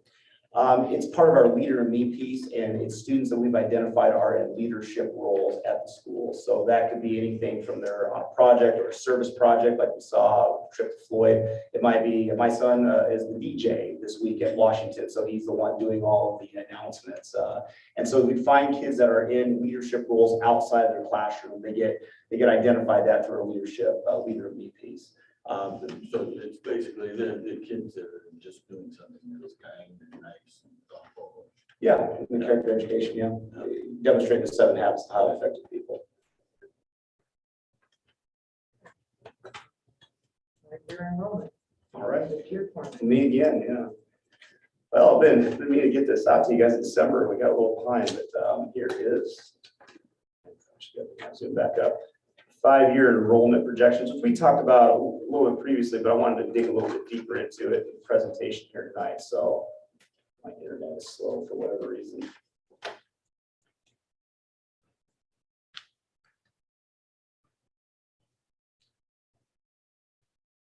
All right, so here's our 4 share. I always struggle with this.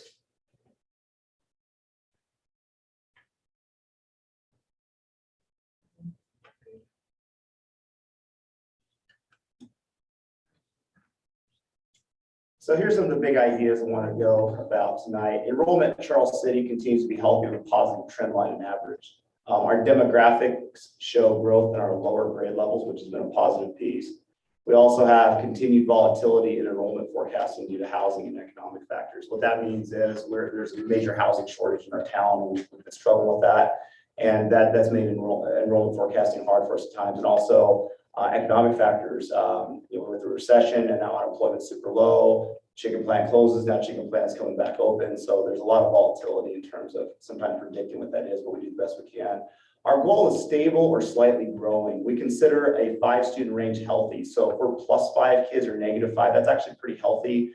If you grow too fast, you actually outgrow your funding stream. And obviously, if you shrink too much, you're going to hurt your funding stream because our enrollment's based, our budget is based on student enrollment. We get so much money from the state per kid that we have in here. So statewide, over some of the pictures. Overall school enrollment was down in Iowa this year. And you can see there's an article there if you want to check where we're getting that information, which was rare. We don't typically see that. And a lot of that Iowa, we heard from the DE was predicting probably had to do a lot with COVID. We saw a lot of places where kids were being held out of kindergartens. We think that might have possibly had the enrollment go down. Many districts in rural Iowa experienced steep declining enrollment. I was talking to colleagues of mine, and I was hearing 55, 40, 60 kids down was very commonplace this year in rural areas. About the only places there that saw growth were the suburban districts. So if you look at your Waukees, your Ankenes, your Norwalks, Bettendorf, they're showing growth. But most of the rural districts are shrinking, which is the issue with our demographics in our state. So certified enrollment for Charles City. This is our October 1 count date going back to 2018, 1501. 1548, 1563, and then 1554. So we were slightly down this year, which again was kind of, it's about 8 kids. So it's within that realm. It was actually 8 and a fraction. It was like 8.6, but we rounded. So, we always want to be up, and that would be nice. But overall, I want to see the overall trend as we've been up and more people continue to choose Charles City. There's some positive pieces with that as well. There is a celebration with 3 straight years of above average kindergarten classes, including a record size this year, 123. We've never had that many kindergartners. Now I do a demographic study based on live birth rates in our community. And so and then we try to figure out, using some statistical models of what we're going to end up with. And our statistical models have always showed us between 90 and 95. And we've always hit those in the last several years, been 90 and 95. So you can see that. And then 123, which again, it's kind of fantastic because we don't know where these kids came from. We've been tracking. A lot of them are moving in. It's a high mobility piece.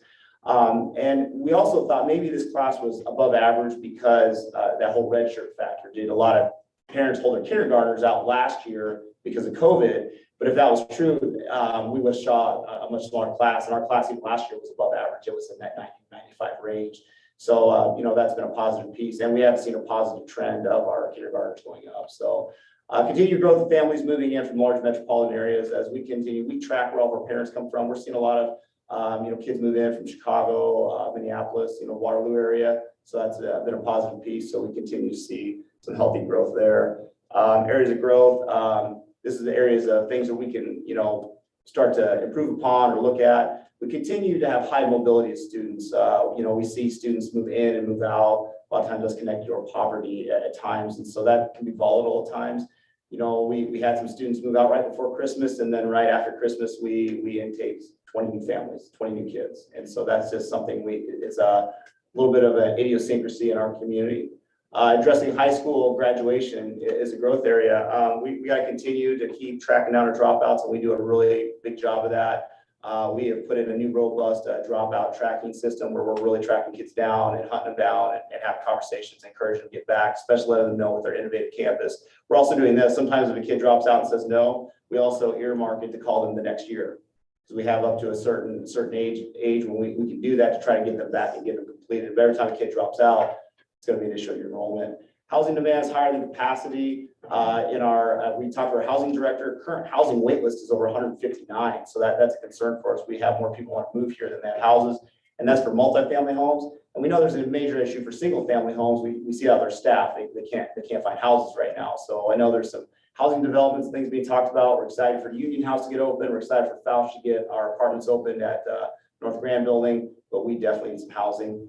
And marketing, continued attraction of families to our focus on engagement, equity, leadership, and healthy culture. I'm currently working on a plan to do some partnership with economic development and even the chamber, the city, and the county on how we can not just sell town and sell the school or sell a factory, but sell the whole community. Like why would we choose Charles City, continue to impress more people to come here? Because we've been riding a good wave of increased enrollment, but if we don't stay on the offense, it's really quick to see that shrink and lose ground on that. And I think that is the end of my presentation. So questions you might have about enrollment.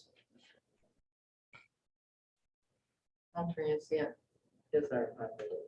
I mean, It's a really hard way to track that.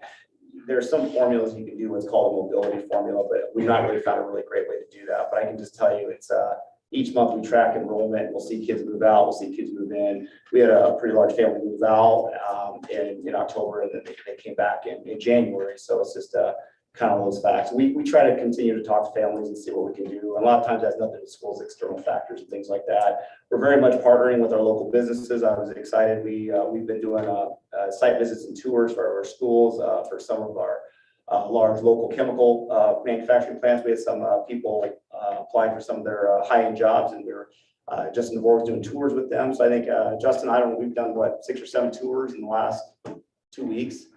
Oh, no, we probably, I've done 6 or 7 tours in the last couple of weeks.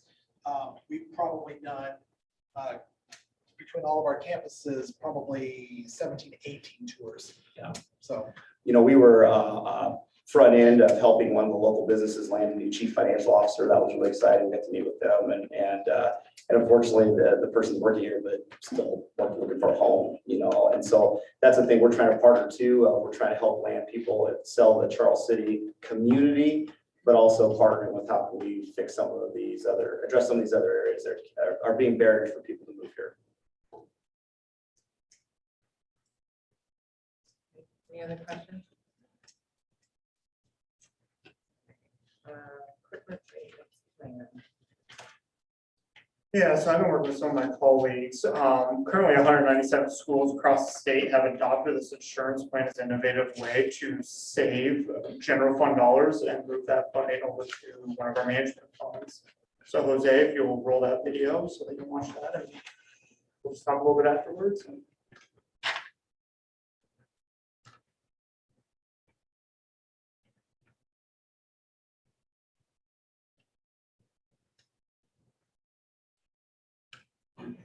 Hi, everybody. I'm Larry Sigel with Iowa School Finance Information Services. Welcome to the short informational video about the Equipment Maintenance Insurance Program. Today, we've got with us Nolan Grimm from Jester Insurance. Welcome, Nolan. It's good to see you. You too, Larry. Thanks for having me.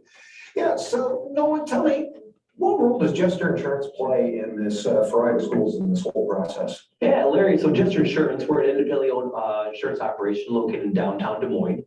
And as your folks specialize in school finance in Iowa, our firm specializes in school insurance.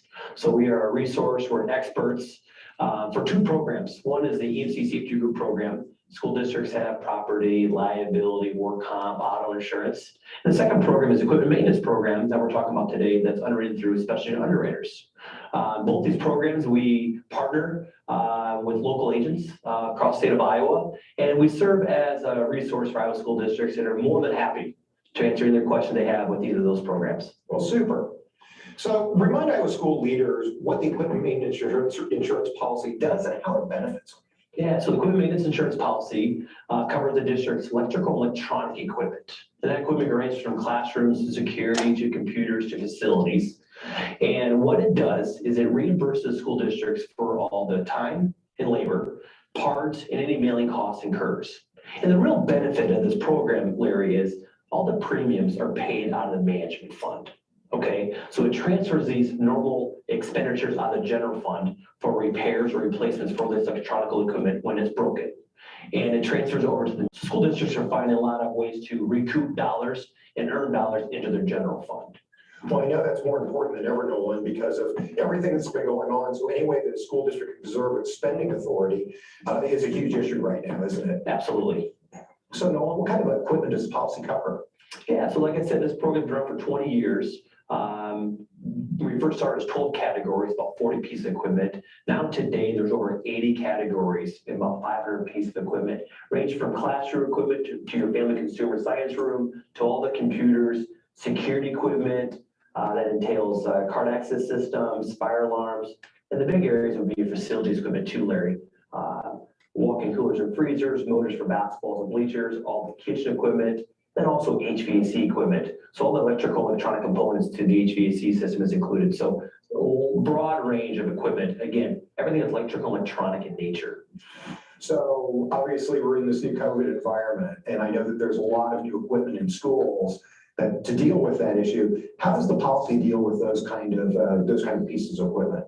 Yeah, so COVID has made us think a little bit, and thankfully, under our housekeeping equipment, a lot of the cleaning stuff has already been included, but a good reminder that that coverage is available. So the backpack sprayers and sterilizers, the floor scrubbers, and obviously we see now temperature gauges and temperature stations are all things that school districts have in their districts that can be able to, if those things are broken, can get reimbursed through our program.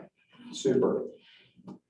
So, Nolan, I mean, I know you know that more schools than ever are sending home equipment with students, whether that's laptops or tablets or just all kinds of equipment, maybe wireless hotspots, et cetera. So what does the policy, how can a policy like this help a school district that's sending home a lot of equipment that has a, maybe a greater likelihood of having a claim associated with it? Yeah, it's a great question. We've received a lot of calls from our districts asking us how to properly protect this type of devices going forward. Our program is very broad in nature. It covers manufacturer's defects, accidental breakage, human error, and even liquid damage. So as these more devices are going home, the exposure of potential repair increases dramatically. So the benefit too is there's no deductible this policy, Larry. So it's truly a maintenance policy. So if one of those pieces of equipment and computers is damaged at home or at the school district, the insurance policy can be activated. Great. So what is the process for a school getting a quote? I've heard from schools that you streamlined the process in recent years. So can you talk a little bit about that so school districts know better how to get more information on the program? Yeah, the application has definitely been streamlined. The only time we ask for additional information is on the computer counts and HVAC equipment.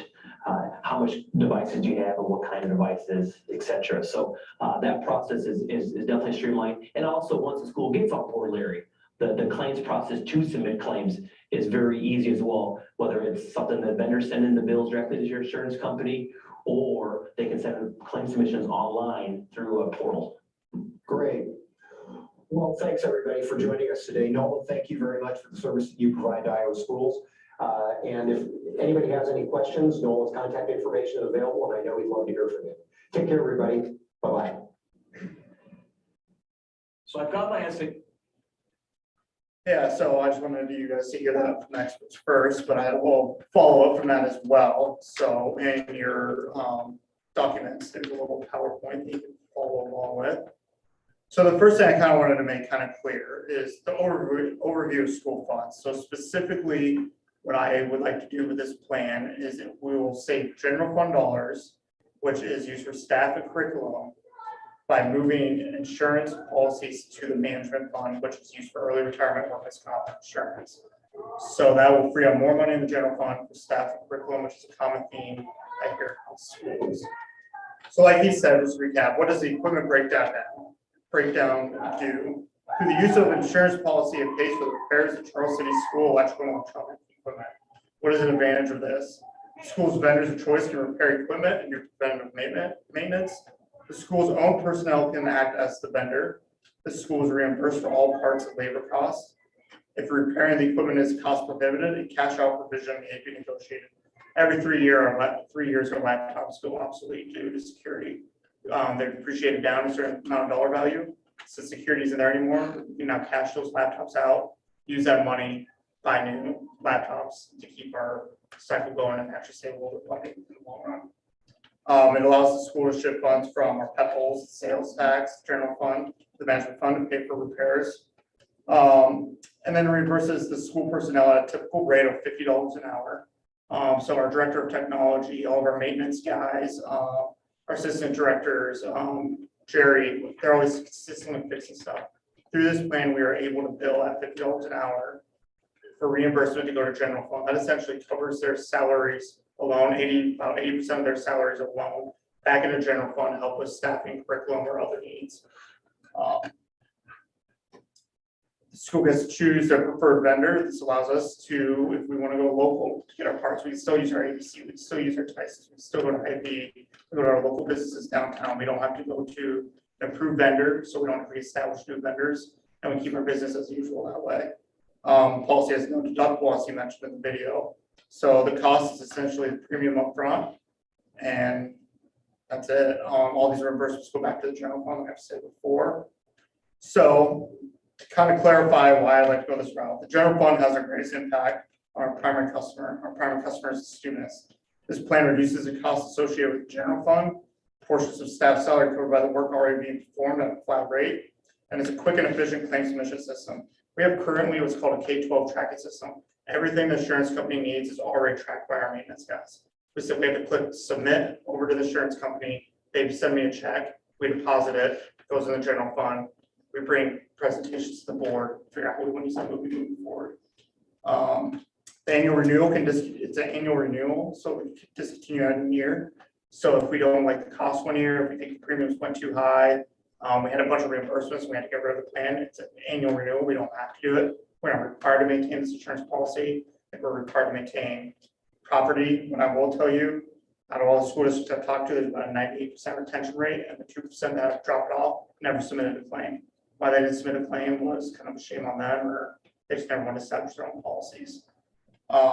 Again, this is more monetary resources available to directly impact our primary customers with their back of house work. The best part about this all is we have a healthy management fund, just shy of $1 million right now. We get enough money coming in, and we have about $294,000 coming out of that every year. So our management fund is extremely healthy. So we just move money over to the management fund and move forward. So with that, where does the money management come from? so like you can see up there, it's essentially property taxes. So every year we have a management levy that comes out. The AIDM levy worksheet comes to the board usually in March or April. You guys approve that.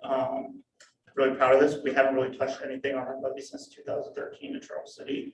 We keep below 13, which is well below the state average at $12.74. So, and we won't have to touch anything on that with base what we're currently at. Is there a limit to how much we can do? So what they will do is I'll fill out this application, and they'll give me roughly a dollar amount based off our claim submit. They'll give me that dollar amount, and then we'll pay that out of the management fund, and then we can submit for reimbursement as much as we want. So say they come in at, just for speaking purposes, $100,000. So we'll pay the $100,000. But say we know in staffing alone we have $200,000 of labor costs. I can submit that $200,000. they'll send that 200,000 back, that'll go to the general fund. Difference is the more you submit, the premiums will probably go from year to year. So it really takes about 3 years to balance out to see kind of our annual average. But at that time, we can go to 3-year contracts as well with like, So any money that we don't spend, what happens? it just, we can roll it over to our unreserved authority unspent. And money of the premium, Of the premium, you mean? we don't. We lose it. I mean, yeah, we don't, yeah, we pay 100,000. If we don't submit 100,000 reimbursement, shame on us. And that's the risk associated with this is we have to make sure. Okay, so they get to keep any money that we don't submit claims for. Correct. But if we oversubmit, they will pay us and then catch us. Correct. And that's why I like doing over renewal. So say I submit, one of the things we've seen is like staffing comes up and, we're really short here, we submit $200,000 and we really cover that. And the next year we have this discussion of, hey, our premiums went up, do we want to pay for this?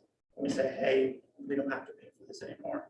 We can now renew our contract for that 1 year. Insurance companies will come back because they want our business to probably what our premiums for the following years. They're only gonna do that if they make money. Insurance. Can we stay competitive with them? Right, I guess. The people that I buy insurance from. So far, make money. Like, I think they make money. But I'm just having a hard time following how they make. How they save. So how they make money, there's no management fees or anything on it. What I do know is insurance always gets their fees. How we save money is general fund is based off of formula called spending authority, and I can do an exercise with that at some point with you. We're only allowed to spend so much money per year out of the general fund. What this does is it allows me to move expenses to the management fund, which is not tied to spending authority, which gives me permission to spend more money out of my general fund dollars by moving essentially that cost to a different fund. And this is the way to do that, is the reimbursements go back to the general fund. That's actually what I was thinking, is it almost close like a game. Well, there's less restriction on the general fund money, right? There's less restriction on what we can spend on the general fund, but we have limits of how much we're allowed to spend out of the general fund per year. Where the management fund is, we could raise that as high as we really wanted, but that's a little tax question. And like I said, we would not have to touch taxes currently what was set to do this plan. But you have to, Wouldn't want to. I should, I just not really want to do that either. you have to make a decision. So my kind of next steps that I'd like to do, I was just kind of wanted to see what you guys thought about this initially, is I'll get an application and figure out what our premium will be. And then if I think the premium is fair and something that we can reimburse to at least break even, like I said, at least $100,000, and I think I can get $100,000 premium and $100,000 in reimbursable expenses, I'll bring to the board for approval at the next board meeting. So And I'll bring Nolan along as well. So next steps, you could just apply no cost to the district and see what they come back with. Right. And then if it's like, then we don't have to. Right. Yeah, I guess I would sure want to know what your history has been. What you present for reimbursement. And see whether or not you anticipated that. Yeah, so part of the application process is I got to submit 3 years of invoices for labor and parts that our maintenance guys acquire. But from perspective, we have about 450 computers out there. To fix a computer screen alone can be anywhere from $50 to $425 just to fix a computer screen. Say a quarter of our computers break, and currently that's about the trend, about 16 computer screens being fixed a week right now in our technology department. We did the math on that, it's about $4,000 a week and just fixing computer screens. How would we pay for that now? So right now that's coming out of our Pebble budget. So what Jared's presenting on right now, that technology, $200,000. We don't have any insurance for that kind of stuff. We can, if it's over a certain dollar amount, that's what we weigh it. So like our deductible could be between 500 and 1,000. If something's we weigh on, so we pay the deductible 500 or pay 425 to fix computer screen. So now that, so to save the deductible, we can now submit that to this plan for reimbursement.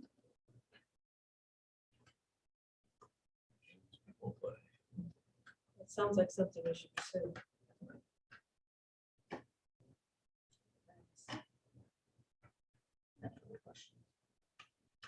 Keep us updated. An application out for the next board meeting. It's our best requirement. Okay, so, student board members, so would, We waited so patiently. I know that you guys did, I'm sorry, Miracle Polheim and Sydney Otto are going to be initiated. Student board member. And Michelle couldn't be here tonight because she was moving, so. Kind of,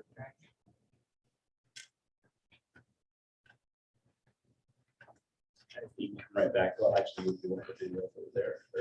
You guys can just come up front here and I'm gonna read you the oath and simply when I'm done reading, just say yes if you agree with that. So if you guys just want to raise your right hand really quick.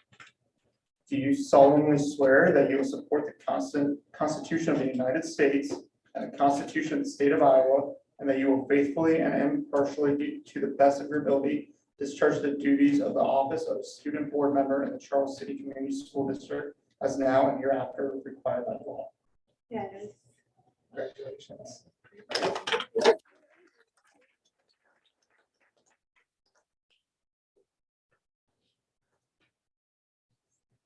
welcome, ladies.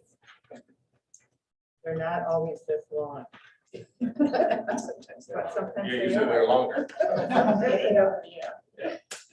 Okay, our next item is number 18, the OSHA policy, first reading. All right, well, Evan will update you on much of this. He's been leading much of this work, but I'll take you on just a little bit of the history of this. So going back into the fall, the Biden administration announced that they're gonna have a vaccine or test mandate for employers that have over 100 employees, and obviously we have 250, so we'd be within that. As soon as that happened, it was taken to lawsuit and by several states sued for it, and a stay was put on it by an appeals court in New Orleans. And then it pretty much stopped, and nothing was gonna happen. And one thing I've learned about all this COVID stuff throughout the couple of years is I have just really take the wait and see approach. It just changes so much. And, you know, I found if you run to these things, it just changes so quickly. So we just honestly just put on the back of our mind and just kind of waited and saw. Well, then an appeals court here right before Christmas ruled that they are going to remove the stay and put the OSHA mandate into effect. And some of the deadlines in that were January 10th. And January 10th being that if you didn't have the plan in place, a good faith effort of making the plan on the vaccine or test mandate, you could be subject to OSHA fines of anywhere up to over $10,000 per individual case, or well over $100,000, you know, for a district or an organization. Again, this is not school districts. This is all large organizations, so it's impacting everybody. But again, we took the wait and see approach. I went to the Supreme Court on Friday. And so we were kind of waiting to see if the Supreme Court would make a ruling, and they haven't made a ruling yet. We heard maybe even 3 o'clock today, nothing came of it. But again, this is pretty volatile. So we had to prepare to possibly implement this plan today because again, we don't want to face getting fined by OSHA or, you know, if they were to come in, if somebody were to report us and have them come in. In the meantime, though, another development happened this weekend, and this is how volatile quickly it changed. So as I watched my email this weekend, Iowa Workforce Development announced they would not be enforcing the OSHA mandate. Now, because of how our state's structured with, we have a employment plan already through Iowa Workforce Development. Iowa Workforce Development's responsible for all of the OSHA compliance in Iowa, and they sent a letter to OSHA federally saying we're not going to enforce the mandate. And so now there's going to be a bunch of wrangling between the feds and between the state. Can they do that? Can they not do that? Will OSHA try to come in? Federal OSHA could try to come in and override state OSHA. In the meantime, the Supreme Court still hasn't made a ruling. Is anybody confused yet? I mean, this is how kind of crazy this has been. We've been deeply following our legal counsel's advice, and here's what our legal counsel said at this point. I think they issued out this, actually it was yesterday or Saturday night, that's how late this came in. Basically that just a pause, that, you know, everything's up in the air. What our legal counsel is saying, we are not subject to we're not a liability to have any fines right now because the state would be the one to levy the fines, and they're saying they're not going to. So what that's done is given us more time to just pause and to see what happens. And so that's my recommendation tonight. First of all, it takes 2 readings to put board policy into place. My recommendation is to go ahead and do the first reading and then just pause and stop.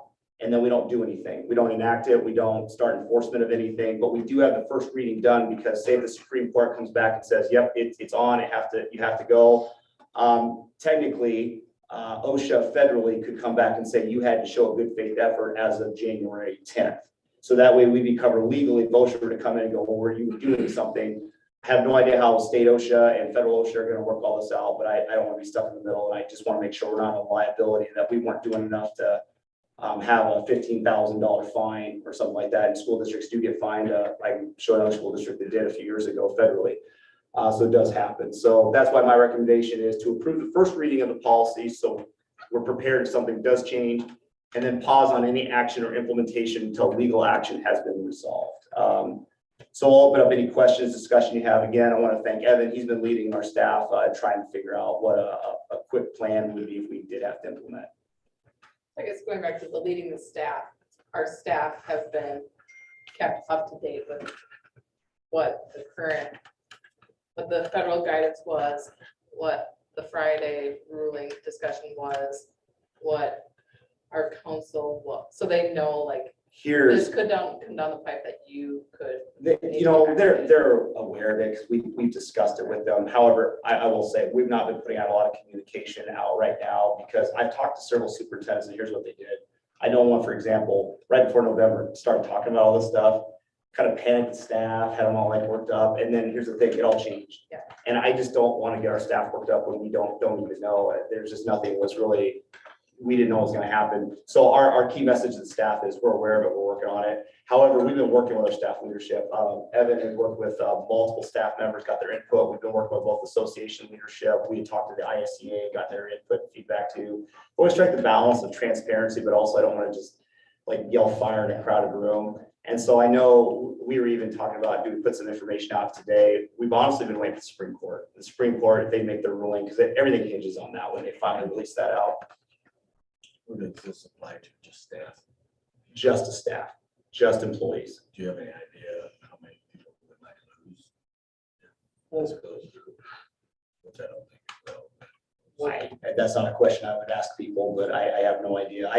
We don't have any data. We have not collected vaccination cards. We haven't done any of that. So we literally have not done anything other than drop a plan to implement if we have to.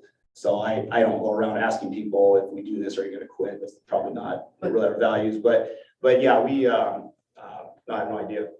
This says though, this doesn't say you have to get vaccinated. You Right. then you have to test. So it's not like, you know,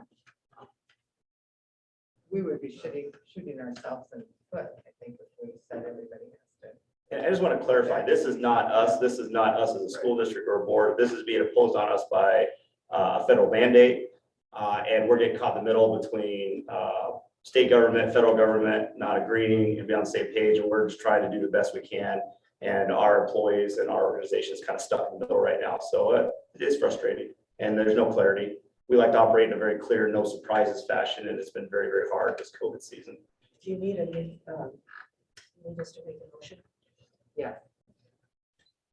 Okay, go ahead. Here. I will make a motion to approve the first reading of these policies per federal OSHA mandate and pause on any action or implementation until legal action has been resolved. There's a second. Been moved and seconded to approve the first reading of these policies per federal OSHA mandate and pause on any action or implementation until legal action has been resolved.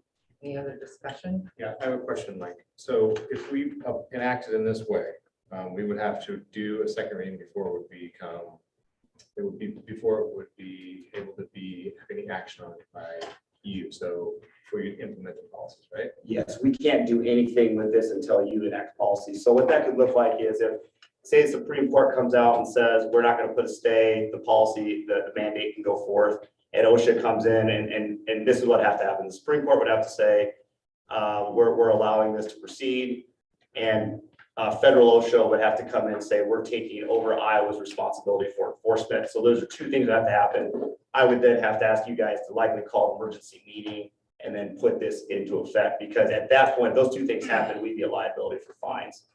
So would there be any benefit to doing a first reading, waiving the second reading and suspending the policy and give you authority to turn it on? You could do that.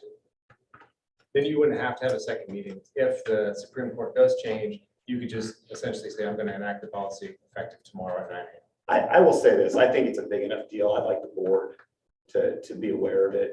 I mean, I serve the board's pleasure, so that's the way you go with it. But I think there's things big enough that I want to be transparent about, that if this were to happen, I want to be out and open about what's happening, let's do it. But again, that's up to you guys, how you want to do the recommendation. Any other discussion? Okay, so the motion before us is to approve the first reading of these policies for federal OSHA mandate and pause on any action or implementation until legal action has been resolved. I will say, as I've been in touch with a lot of the superintendents, and this is what many of them are doing. When the ruling, I've been on this crazy tech email thread of all the Northern Iowa superintendents, and when that ruling came out from Iowa Workforce Development and our legal counsel came out, I know many of our school colleagues are just saying, we're just pausing, we're just going to stop everything right now to see what shakes out. So it bought us some time.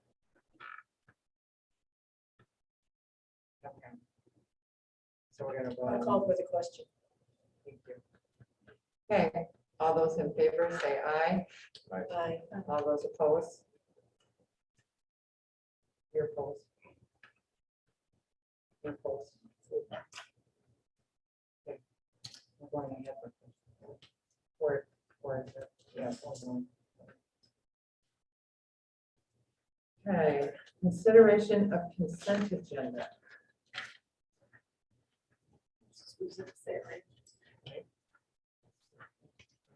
I'll move to approve the consent agenda items as listed below. Is there a second? Been moved and seconded to approve the consent agenda items as listed below. All those in favor say aye. Aye. All opposed, same sign. Reporting upcoming dates. I think we have a equity and achievement meeting too on the 13th. Oh, it got postponed. All right. More shows going on. Oh, that's right. County. Okay. So January 17th, Martin Luther King Day, no school. January 20th, Finance Committee meeting at noon. January 24th, board meeting 6:15 here at the high school. Are there any big ideas from tonight's meeting? Gosh, we heard a lot of things.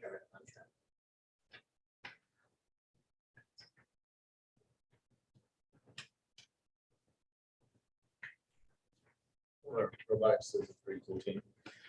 Yeah, that was cool. Be great if they could get some funding to help them get off their first year, and then they got like 20% chance of winning and going to Houston or Dallas. I don't know. Houston. Houston. So that'd be exciting if they get to go. Yeah. Yeah, that's the 1 in 5. So I think that. I